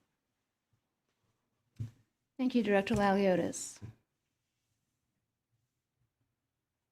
So you think it's okay? We can Everyone's take our looking at the time. end of the We can line take our here. time. No, The last one, there's right? no, I want to agree with Director Randall on some things. I don't like paying higher rates either. Definitely. Don't. I look at my bill. In fact, I just got my bill today. Like, oh, okay, I got to figure that one out. Okay, so I'm like you. I get it. I absolutely get it. I do like having my water taste great. I do like having enough water in my hydrant so it puts a fire out in my neighborhood. Replacing pipes and doing that. Yeah, I want that. I want that for my community and my neighborhood. That's important to me. I want my power. This lovely woman in the pink, I love your pink, by the way, who said, I love that my power is staying on in the storms and blizzards. Yeah, I like that too. I'm appreciative of that too. And that's why I ran for the board, because I noticed those differences in my life from my public utility. So I'm paying attention to that too. And so I don't like to pay more either. But I will say, by not doing some of these things that we have to do now, we're going to pay a heck of a lot more later. And I definitely don't want to do that. So it's making some of those hard decisions now so we don't have to pay more later, because I don't want to do that either. So I know there was a question about math. That, the first presenter, I hope that she gets her math questions answered, maybe at the front desk at the PUD. I know people do come in and looking for clarity in their bills. You are welcome to come and do that, absolutely, and have some of your bill answered for you. And so you get some clarity there. To Director Laliotis' point about opportunity to discuss, and I wish that you were here. I thought, I was listening to you, I'm like, dang, we started this in August. And so I'm sorry that maybe the PUD didn't communicate that well, or that you just didn't know. The PUD can put all that information out there, but we can't make you come. I mean, there's a bit of a responsibility that if you want to come, and we welcome you every time. So, and have those opportunities to discuss and bring up those points that you want to make and be heard. So I am glad that everybody is here, and I'm glad that you took your time and put your thoughts together at the microphone. And in fact, some of the names I heard tonight, I don't remember reading in the protest, so thank you for that. It does make a difference. It's not necessarily a done deal. What you have to say matters, so thank you. And hopefully through the presentation, and it's a lot of information, hopefully you got some of your questions answered. I hope so. It's learning for everybody, and it's hard. That's a lot of information in one night. So if you feel overwhelmed, yeah, that's overwhelming. But since we've been talking about it for 3 months, you're able to digest more and understand and ask those clarifying questions that we've had from the board and clarity from staff.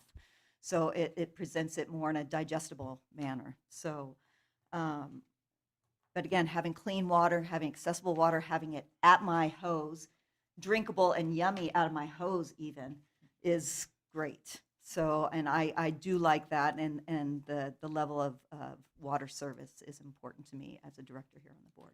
Thank you. Thank you, Director Morell. Are you satisfied, Director Bender and Director? I mean, yeah, we're all ratepayers. So, All ratepayers. you know, do we want to pay more? No. Do we really, really need to invest in our infrastructure? And absolutely. That chart where it was really low, I remember those years. I was there on the board and felt the water department has always been kind of the black sheep. We're not reaching our reserves. We're not hitting those reserves, those graphs, and we're not investing enough. And then what do we have? We get water leaks. We get damage to other infrastructure that's not even ours. Then we get failures, pump failures, things like that. Things break during storms, etc. And it's a very just unfortunate fact, but we've got to start doing it. And Director Laliotis, it's the max, the max rate increase that this district can take with this 218 process over the next till 2030. So like we're doing with the electric rates, we're adjusting those. It's a lot more volatile, and we look at it, I think, quarterly for that rate change. Water, as General Manager Wright indicated, is a much more stable, long-term, heavy, intense asset in the ground that we just need to keep investing in, because we get water leaks. They just happen. Things fail. Things age. We're all aging. And you have to maintain that infrastructure. So, and it costs money. And unfortunately, during COVID, I mean, I just remember construction costs double, tripling. You know, the engineering estimates were out to Pluto. I mean, it was insane, which isn't even a planet anymore. But anyways, so it's we then are getting less for our money. So it's just kind of a perfect storm of where we need to increase our rates, and staff is doing an incredible job. And we've been talking about this for a very long time in terms of the improvement plans, capital improvement, financial master plans, etc. Identifying the weak spots specifically in the system, prioritizing that, budgeting it, figuring out exactly how much that Hirschdale waterline project, that's later on tonight's thing, that we just have to do. We're connecting yet another mini system we're in charge of, this district, and it's not physically connected to our water system. And when something breaks over there, none of those residents have water. We have to then pipe it on top of the ground. So we got to bury this stuff, and we're going to connect them to the entire system to bring them. So when things break, then we have backup plans. So it's unfortunate, but a reality, and there it is. And again, lastly, thank you very much for everyone showing up. This is the most amount of public we have had in months. So it's good to have insight. People care, and I'm glad everyone is here. It's not just a done deal, even though we may vote for this, but we want your continued input. So thank you. Thank you, Director Bender. No, Director Randall's good? I got a little bit more. Okay.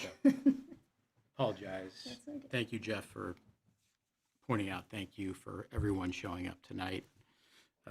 I was doing some research last night or the other day, and we've talked about other agencies, and I think it was North Tahoe PUD did a 5-year, 75% rate increase, and they had 26 protests for 5,000 customers. So it's unfortunate that the number is so high for to reach that threshold. So the more people that show up, the more communication we have, the more transparency we have, and the more we can actually discuss what's going on. One of the things I did want to just touch on is the capital plan.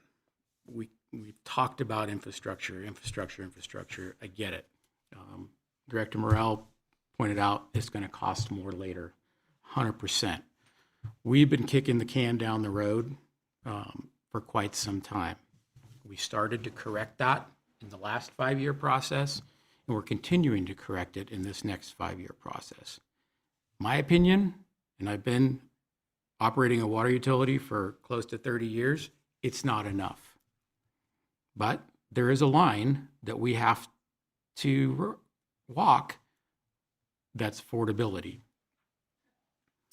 And so, because at this point, based on the 10-year capital plan, we're replacing anywhere between a half a mile to a mile of pipe per year. It's not enough. We are adding 4 million gallons of storage, and much of that up in Tahoe Donner, which is absolutely critical to have storage. Storage is your only reliable way to provide water, especially during fires and emergencies. We're investing in 12 pump station replacements or rehabilitations to be able to make those pump stations more resilient, provide water to those tanks more efficiently and in greater volumes, providing 2 new wells, and rehabilitating 8 existing tanks. $80 million over the next 10 years in investments needed. And I'm telling you, it's not enough. But I'm going to continue to say that we have to walk the line of affordability.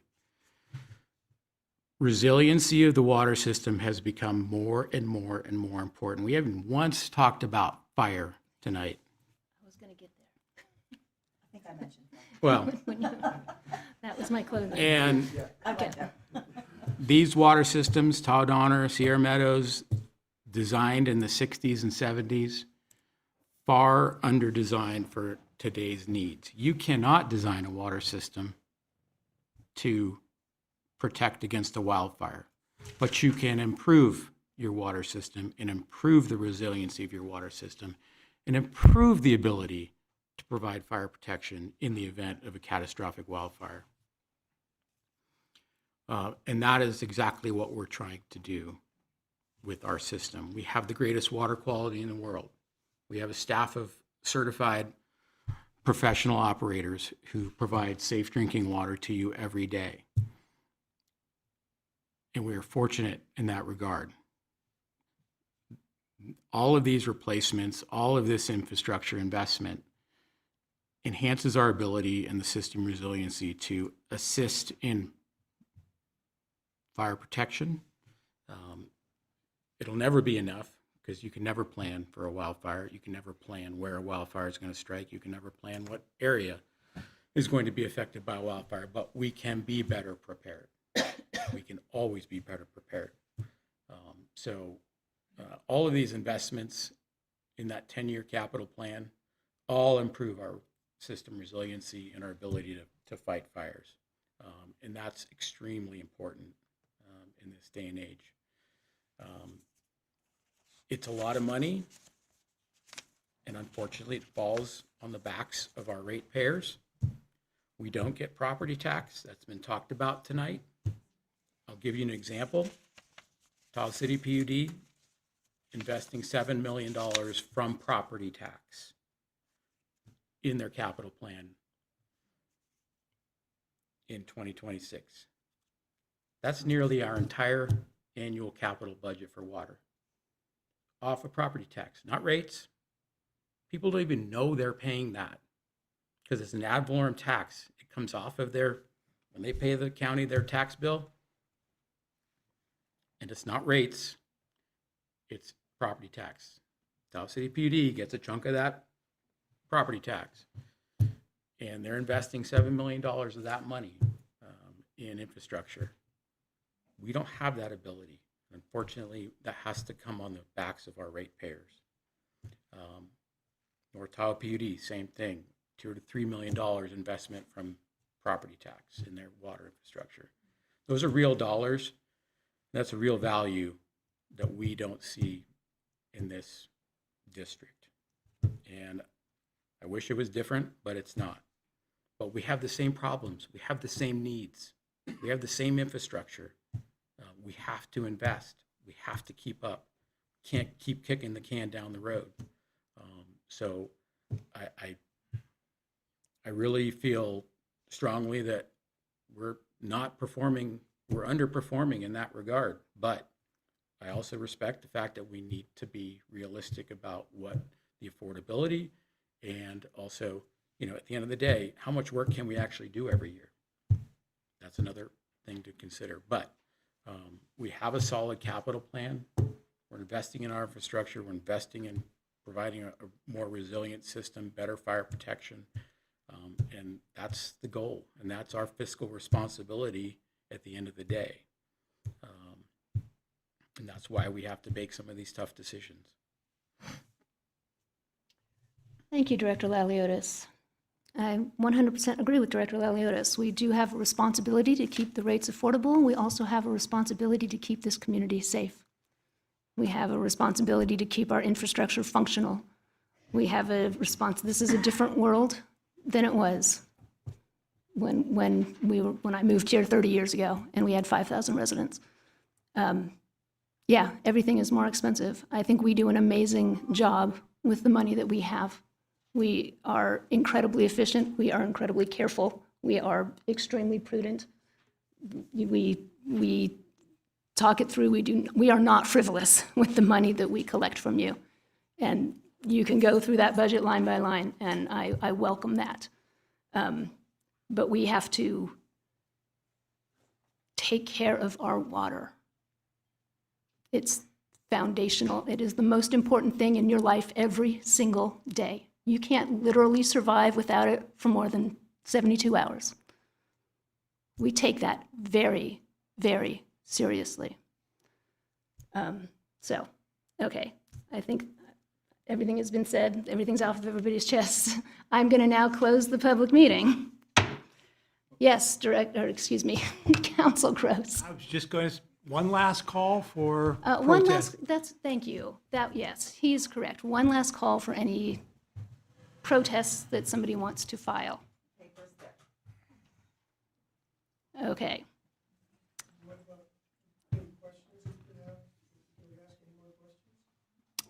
Yeah. Well, okay. I closed it. Can I reopen? You can reopen it. Okay, I'll reopen it real quick.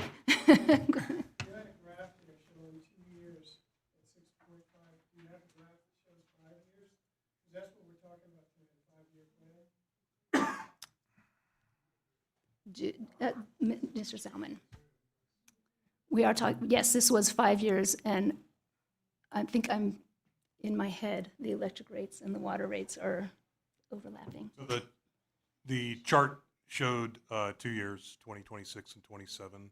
The average rate increase those 2 years is 6.5, and then that continues for the next 3 years at 6.5 for the next 3 years.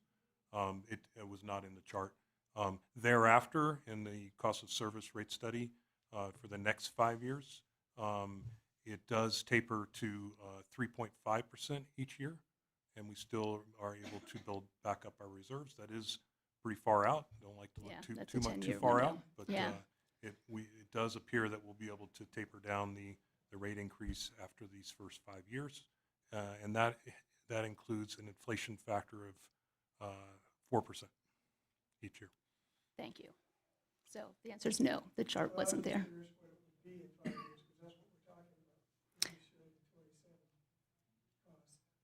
Correct, but well, there's no guarantee. Again, as we've pointed out this evening, we're setting a 6.5% cap for the next 5 years. That's the highest we can raise your rates. We could with Director Randall's very sensible suggestion. We review it, and we don't have to do a 218 process to lower the rates. And we have actually, we review it annually, and if the need doesn't appear, then we can lower that increase. Has that ever happened as long as the company's been in business? It has on our electric side, yes, sir. Indeed. You've been getting refunds on your electric bill this entire year. Every quarter, you've gotten money back from the rates that we set, because it turned out that our purchased costs of power went down up below what we budgeted, and we've returned it to you on your bill, and it's a line item.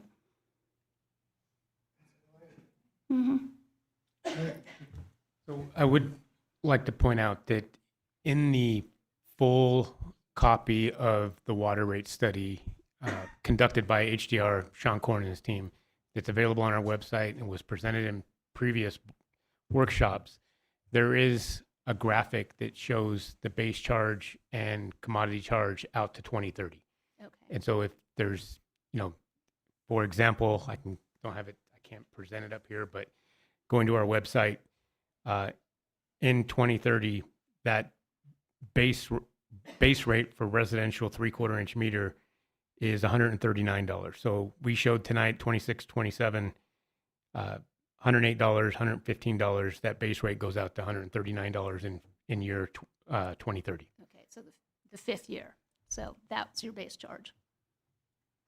The commodity charge in 2026, as proposed, is $1.75 per 1,000 gallons. It reaches $2.25 in 2030. Again, that commodity charge is about 5 to 8% of the bill. It's the bulk of that is the base rate. Is the base rate, yep.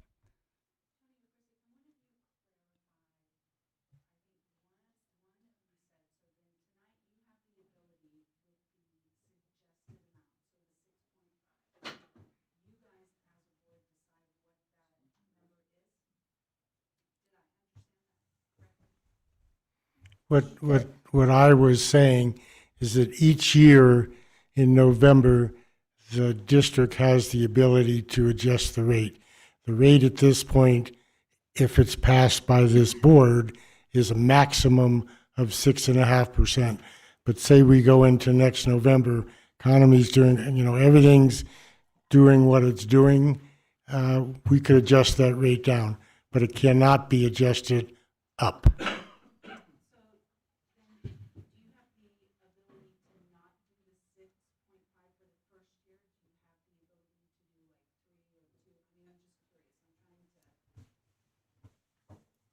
I mean, theoretically, we could have, but we did our cost of service study, and, that's the board, this is what the board does, is we set the rates.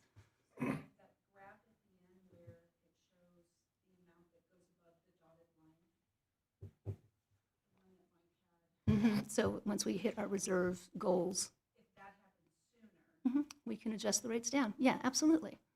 Director Yes. Finn, we might have the public go to the mic because people viewing Oh. remotely can understand the question. We're answering questions that the public can't hear. Gotcha. Thank you, Brian, for that reminder, and also for us to talk into our mics. So yes, it is the board's responsibility to set rates. So theoretically, we could set them at anything from 0 to 100%, but we landed on 6.5. But I think, just to clarify, I think this whole presentation that we just listened to and that you've listened to shows that at that rate for the next some odd years fulfills the other requirements to your rate study that we have to do, the cost of service, the infrastructure costs, and that at the end, then that is your rate of pay. So your question was, well, can you decrease it? Well, then you're not funding those other things, and we're not doing our job as a board and keeping a organization viable and keeping our system resilient, to your point, and doing the improvements we need to do for fire safety in the community. So is the answer, yes, the board can do what it wants to do, but that's not being smart and financially prudent with your rate, because we're not fulfilling what we need to do as an organization. So we had a lengthy study. We've talked about this. We've had this discussion here in the room. There's certain things that we need to do as a utility, and that is what we're talking about and trying to fulfill. Yeah. So It wasn't a so random yes, so the chance. answer was yes. I mean, the board can decide what it wants to decide, but then you still have to make good decisions and the right direction for the utility and for the customer base. So So I think one of the questions was what happens after 2030? What happens after 2030? So I think we talked about tonight what happens now between now and 2030. We'll do this again. But what happens in 2029 is we'll be back in this room, some of us, maybe, some of us not, and going through the same process, the exact same process, probably with other things associated with what the state decides is appropriate to make this process. And as you know, as you've seen the change between protests and objections. So Make it more complicated yes. for us. More complicated. Yes, exactly. So But it's new to us too. to It's the new point, to everyone. yeah. But to the point is that this whole process will restart itself in 2029, and we will discuss the same things. There are no guarantees that the rate will go up or down. It will be based on another cost of service analysis that will be presented, and the numbers will track with that report. But there'll be another process starting in the summer of 2029 that we will go through a series of meetings, workshops, culminating with a public hearing sometime in likely November of 2029 to say what happens after 2030.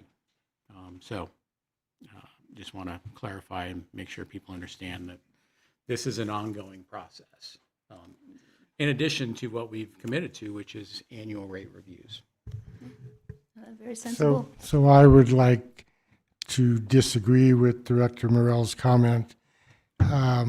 These rates were based on an engineer's estimate of proposed costs. Those estimates could change. I can't predict the future. I think it's very important that we maintain our infrastructure, but if the economy changes, engineers' estimates changes, then I feel the board should adjust rates down. If not, then potentially they stay where they are.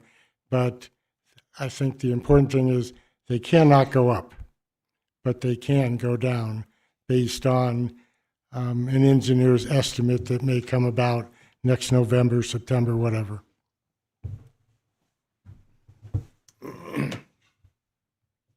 Anything else before I close the meeting?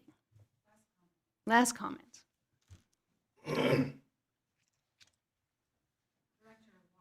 Leotis, I did not mean to offend you. My comment about the hand in the cookie jar, hence the reason for our video, was because the protest papers were not available to counter.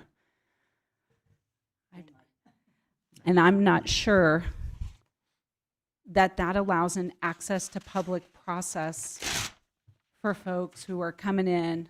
You know, we feed people, you know, how do you do this? So I came in to just verify what our customers were saying.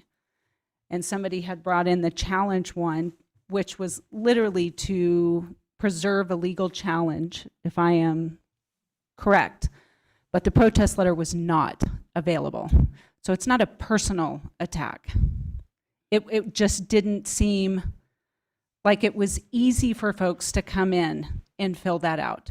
Granted, we knew we were never going to get 6,000 plus. When you look at our second homeowners, we just wanted to know that people could come in, and I did not need to provide that. That was my comment. And I didn't specifically have a response to that specific comment. There were other terms that I had took, not personal, but just as a culmination of what the work that this board and staff has done over the year. To some of the comments made were, you know, I just just didn't feel good. I feel we do a good job up here. We do what we're supposed to do per the law. We are as transparent as we can be. And, you know, I just feel like at some point there's a responsibility to, as Director Morrell said, to participate. And yeah. Yeah, there's no shenanigans with this board. Cost of service study shows what it shows. Yes, sir. If I may just briefly respond to Ms. Smart's last comment. She's correct. There is no specific form required for a protest. There was no form here at the district. A protest can be submitted as informally as on a blank piece of paper as the gentleman just submitted.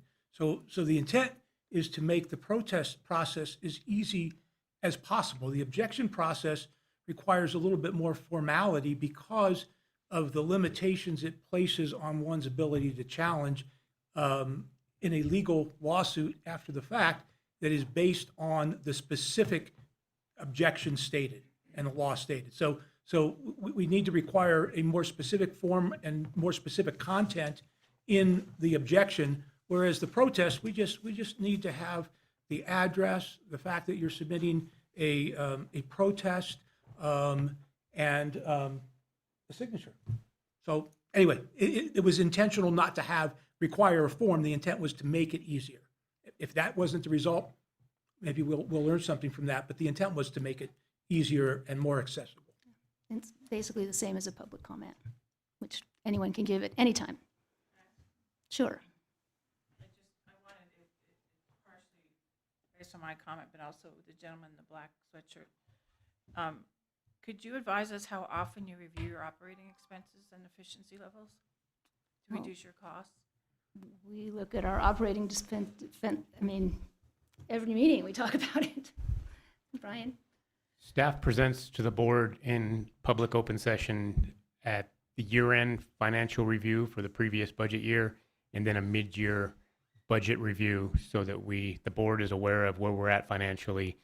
And then, as I think Director Bender pointed out, we also quarterly, through the power cost adjustment for the energy rates, quarterly we review those for the board's review for electric rates. So overall budget review at the end of the year and mid-year, and then Mike tends to include those at a high level in our department updates every month. Like every board meeting is a discussion of budget. And how often do they go down?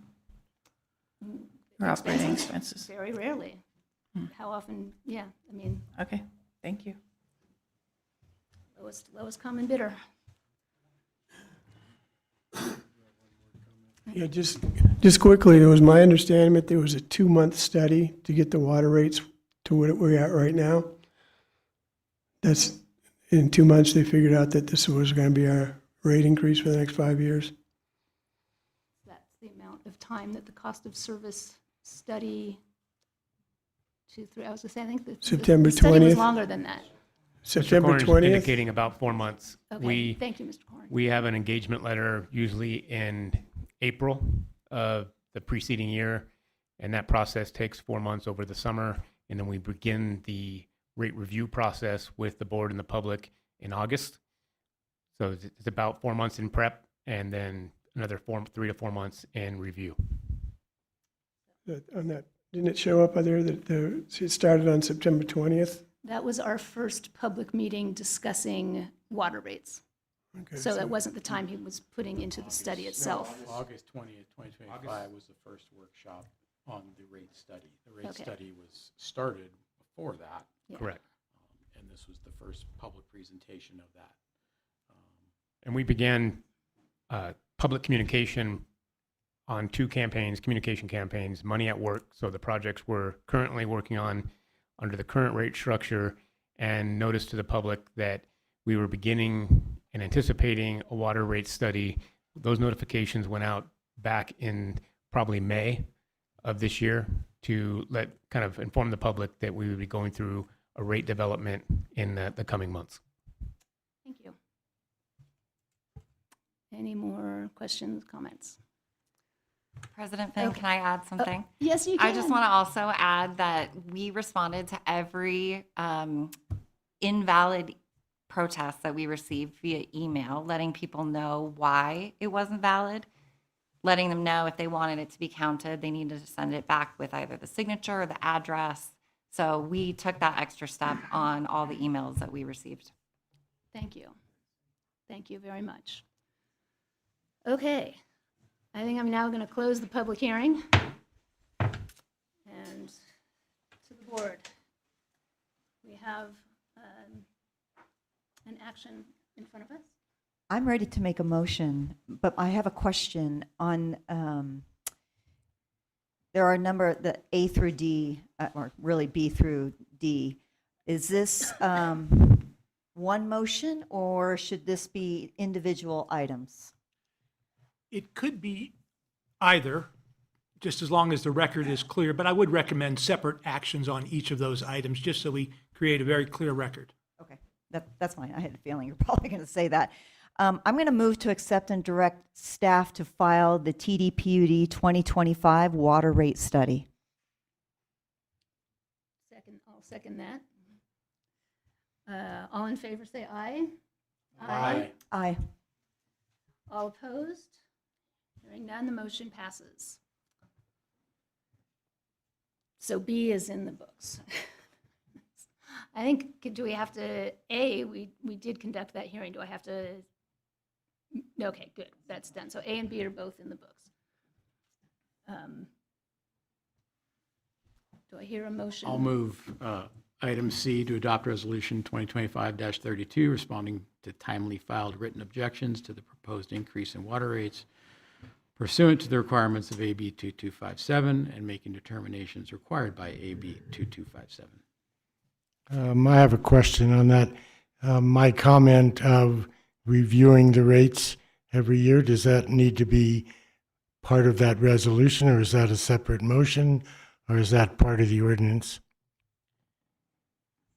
That would be more appropriate in connection with adoption of the ordinance, because the ordinance is what sets the rates for the 5 years. And if so, it would be, so with respect to item C, the resolution, that's not the appropriate place. Thank you. I'm going to second that, and this follows up on my comments at the beginning of the meeting. I felt that there were thorough responses to each of the letters that came in, and I favor sending those responses. So I second that. All in favor, say aye. Aye. All opposed? Hearing none, the motion passes. And the fourth part this evening of our recommendation, item D, Director Randall, if you wouldn't mind, I'm putting you on the spot, adding your, since it is a very sensible I'd rather suggestion. not make the motion at the moment. Okay, just I make sure wanna that we hear- get it right. Yep. So move to adopt ordinance 2025-03, setting the water rates for, this is a motion that I'm making, by the way, fiscal year 26 through fiscal year 30, with the board direction to a provision that we annually review those rates in whatever. I don't think I have to be specific about what month that is. Can I ask a clarifying question? Mhm.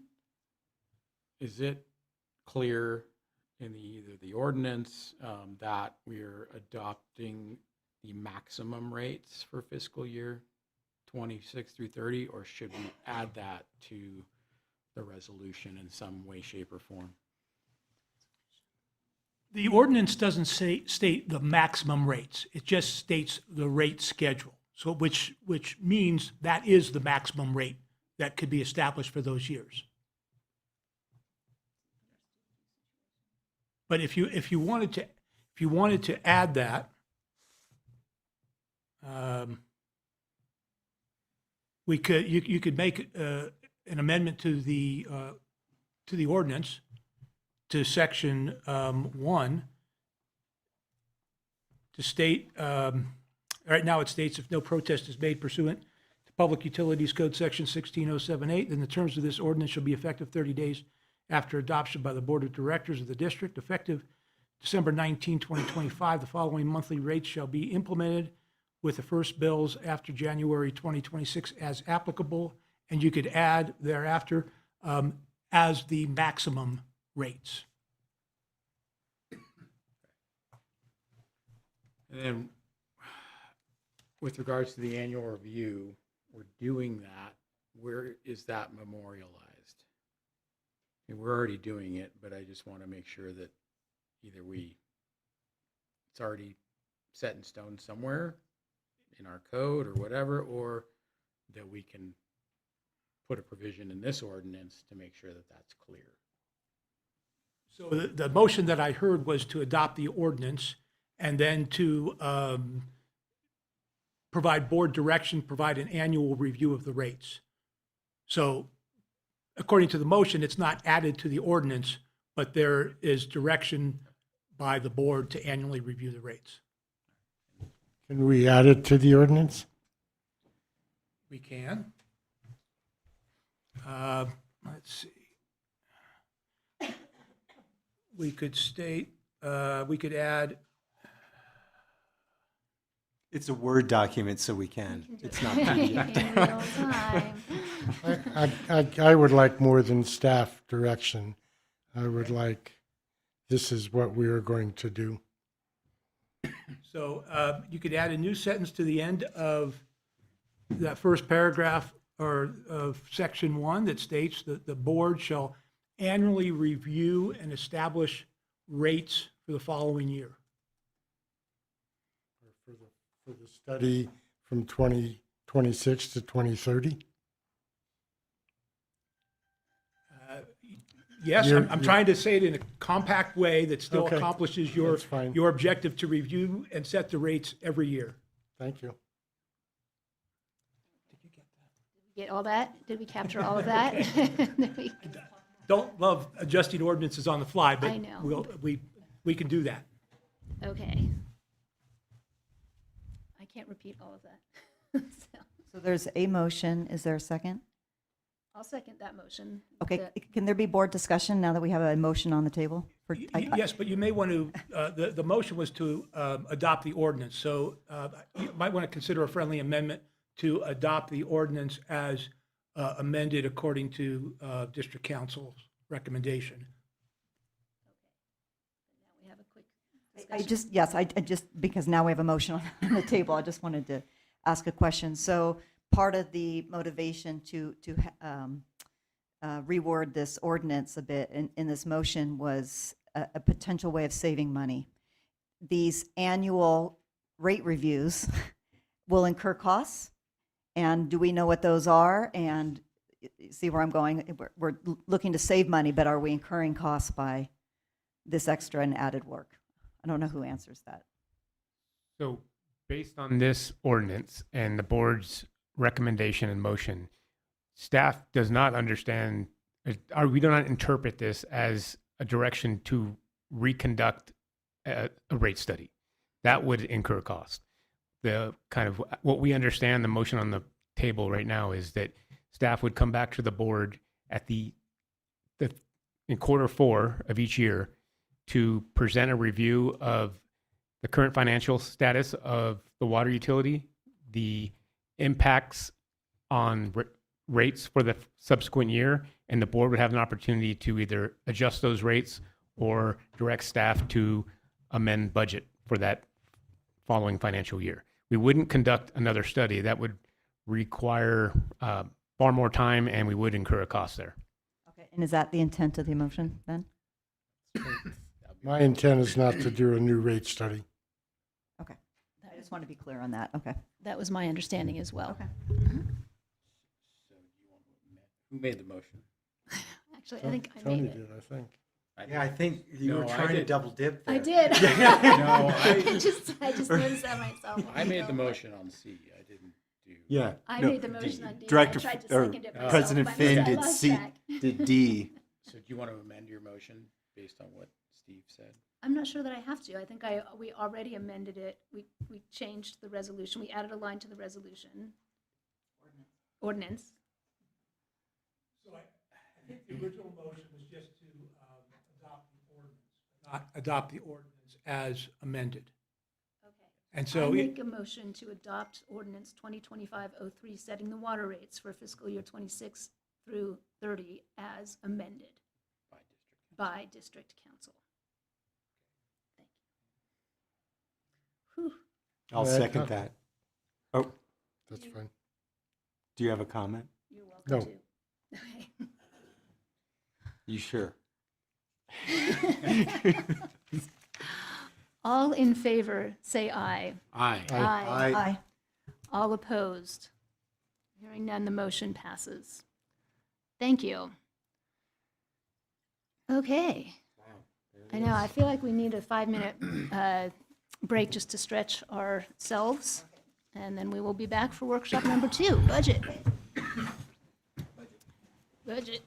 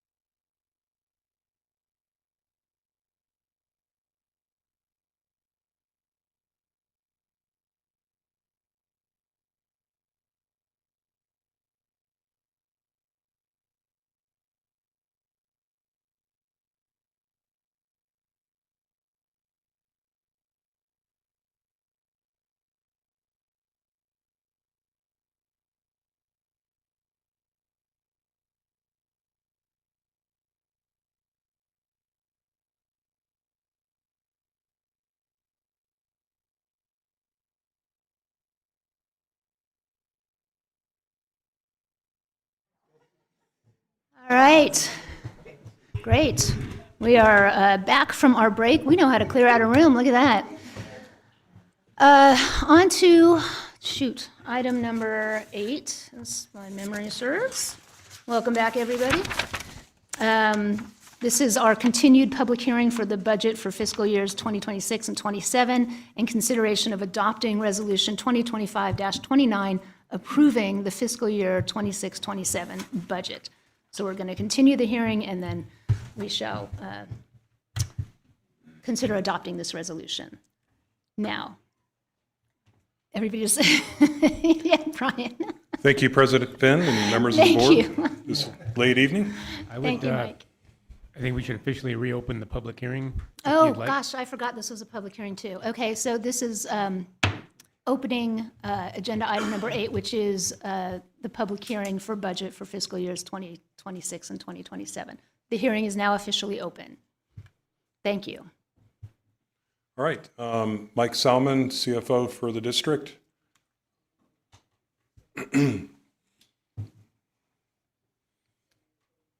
I have the full 80 to 100 slides. I was not planning to present that. I presented all of this at workshop 3, and I was going to go quickly through when I went through at the last the start of the public hearing on November 5th. I was going to go pretty fast. Okay, I think we can be very streamlined with this I'll because, try yeah. my best, and then I can come back to something if we need clarification or other questions. At the board's pleasure, of course. Thank you.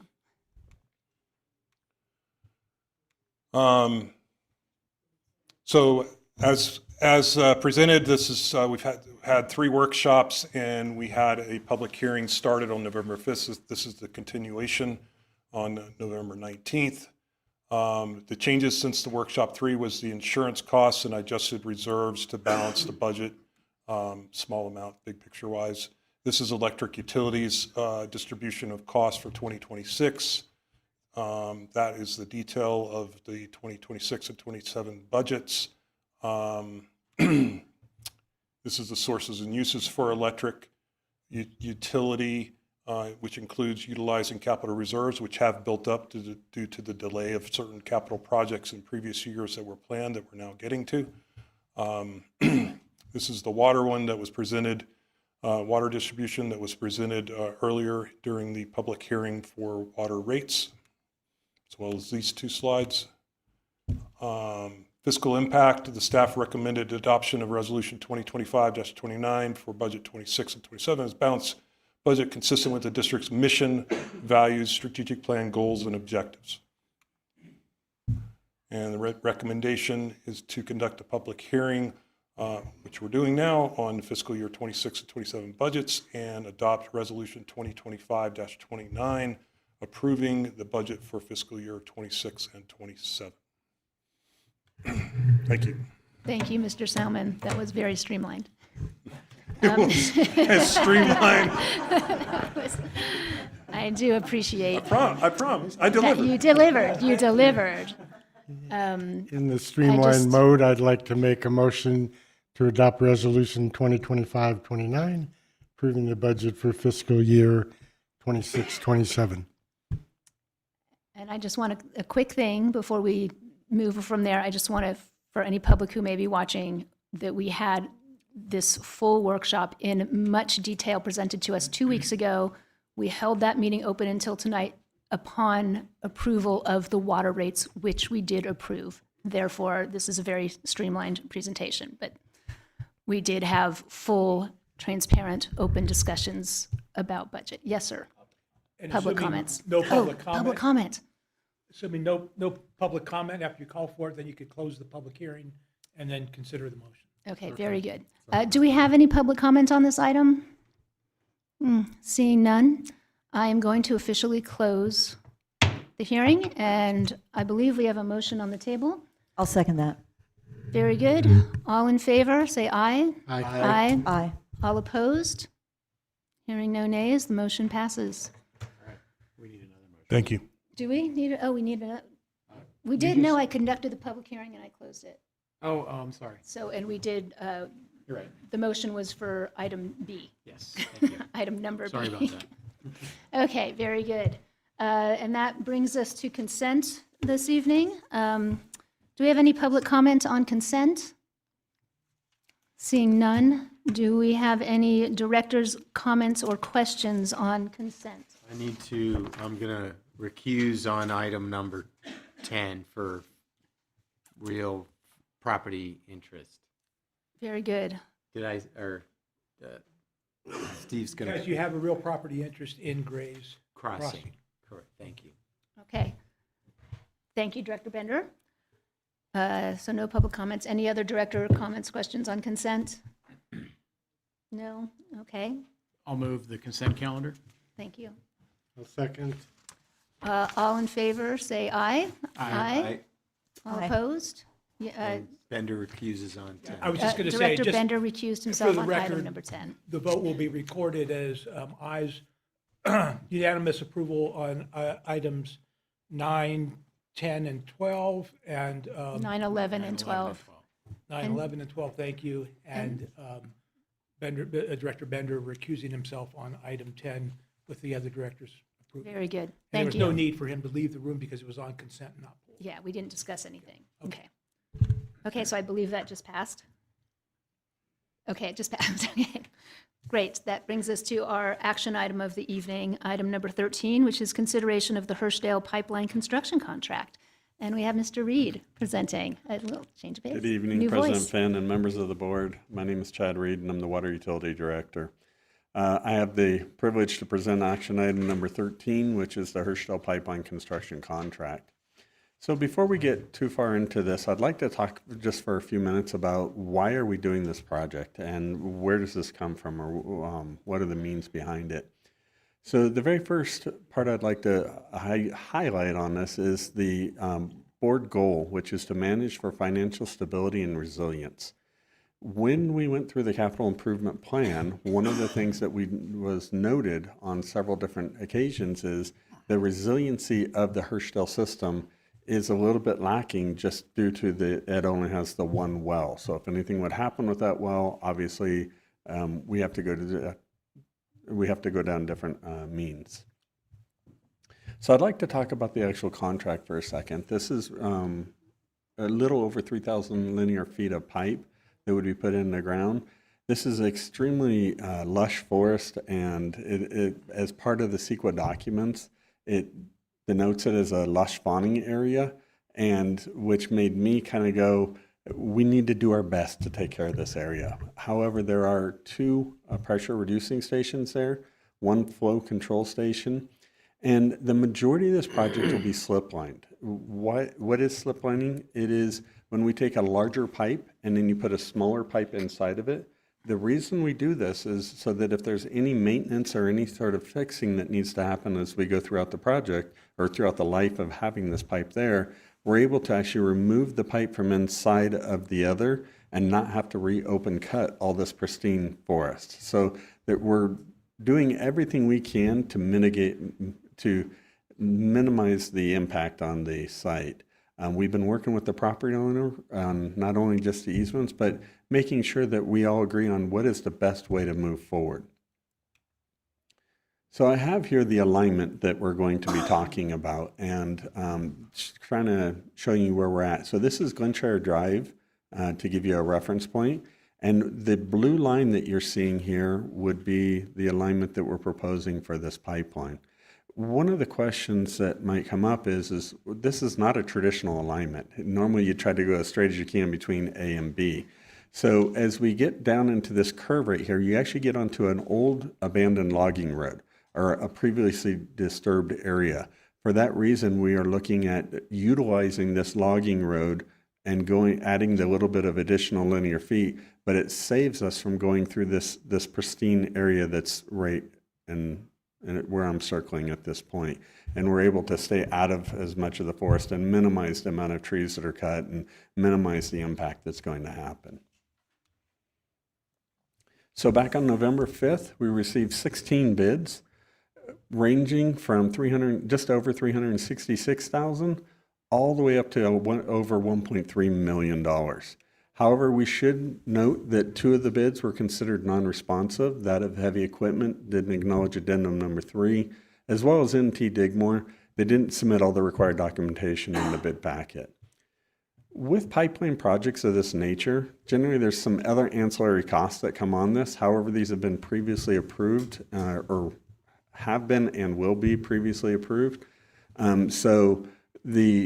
I'd like to quickly disclose, though, these costs. We're looking at construction inspection of approximately $50,000. Environmental services, we're estimating at about $5,000. That, because of the pristine, we're going to actually have to have a cultural officer on site at all times during the excavation. So we know there's going to be some costs there. We also have the geotechnical testing, which is we're anticipating to be about $10,000. As was denoted earlier, resilience is a big part of this project. It was a big part of the CIP as we went through, and we have set aside $1.2 million for the pipeline projects. I say projects with a plural S there purposely, because there's more to it than just this one. However, we're looking at about $121 per linear foot, which is really, really good cost. I mean, we were very happy.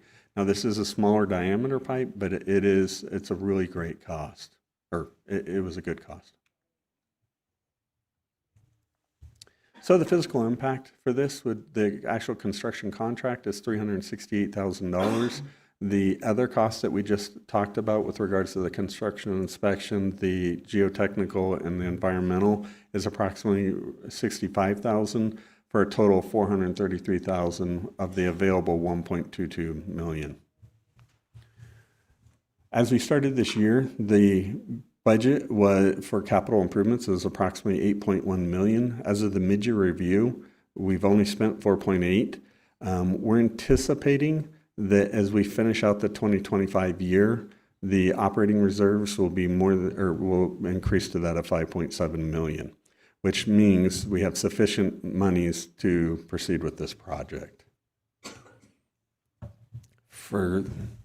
Staff would like to move or recommend that we authorize the general manager to execute a construction contract to Brady General Engineering for the Hirschdale Pipeline construction contract in an amount of $366,298.93 plus a 10% change order allowance of $36,700 for a total authorization not to exceed $403,000.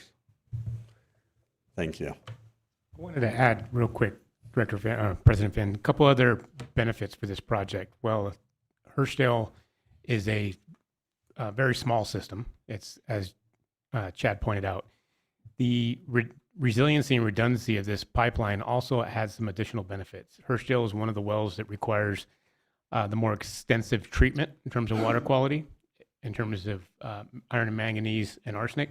We have a treatment facility at that location. The cost and necessity of that treatment facility could be mitigated with this connection.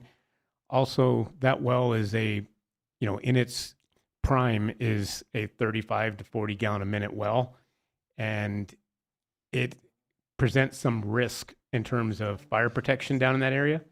Yeah. And so we have storage, but this additional pipeline, we've had some experiences in the past where CAL FIRE or another fire agency would go to hook up in a fire hydrant in the Hirschdale area to top off their fire tenders or other water trucks for fires in the Boca or Hirschdale area and quickly deplete that storage. And so this is an opportunity also to replenish it at a faster rate and maintain some fire protection in that area. So all of the aspects that Director Aliotis pointed out in the rate study are really important for that Hirschdale community as well. Thank you, Brian. Do we have any public comments on this item? Nice little direct talking about water infrastructure. Okay, seeing none. Yes, Director Morell. Don't walk away. Don't walk away. I do apologize. Come back. Chad. Mr. Reed. I thought I was sneaking away there. No sneaking. I watched you. You said the pipe that you're going to lay is smaller pipe, and so what is smaller pipe compared to the other replacement pipeline we're doing elsewhere? So this last year we did all the pipelines that we were doing were 8 to 10 inches. This is going to be a 4-inch casing with a 2-inch inner pipe. So So significantly smaller, but as was denoted by General Manager Wright, that we're only talking about 26 connections. So it's not like we have thousands of people down there. So this is why it was sized appropriately based off of the consumption. And will the water pressure be sacrificed with that smaller pipe, or? That's a great question. No, because they're actually fed off of the tank, so the gravity from the tank. So we're going to be filling directly to that of the tank, and then so they won't notice a difference. We're referring to the customers that are there. They're still going to be operating off the pressure, the system pressure off the tank. That's it. Thank you. Quick question, based on your comments, it was good pricing. I'm assuming this fit within what you projected the budget to be? It was actually a little bit lower than what we had anticipated. Well, Yeah. as long as it's not upper. No, no, sir. Yeah. Thank you. Tremendous spread in those bids. That was Yeah, there pretty was. wild. So I feel like with that in mind, there had to be some value in that price. But considering there were quite a few in the fours, I think, it was a very competitive bid process. I'd agree with you, Director. It was impressive how many were in that center window. There was obviously that outlier that was a little shocking. $1 million outlier. Okay. Any more questions from the board? I'll move staff's recommendation. I'll second. Very good. All in favor, say aye. Aye. Aye. Aye. Any opposed? Hearing none. The motion passes. I believe that's the end of our agenda for this evening. So I just want to say thank you all so much for being here tonight and lending your expertise. We really appreciate your support. We're adjourned.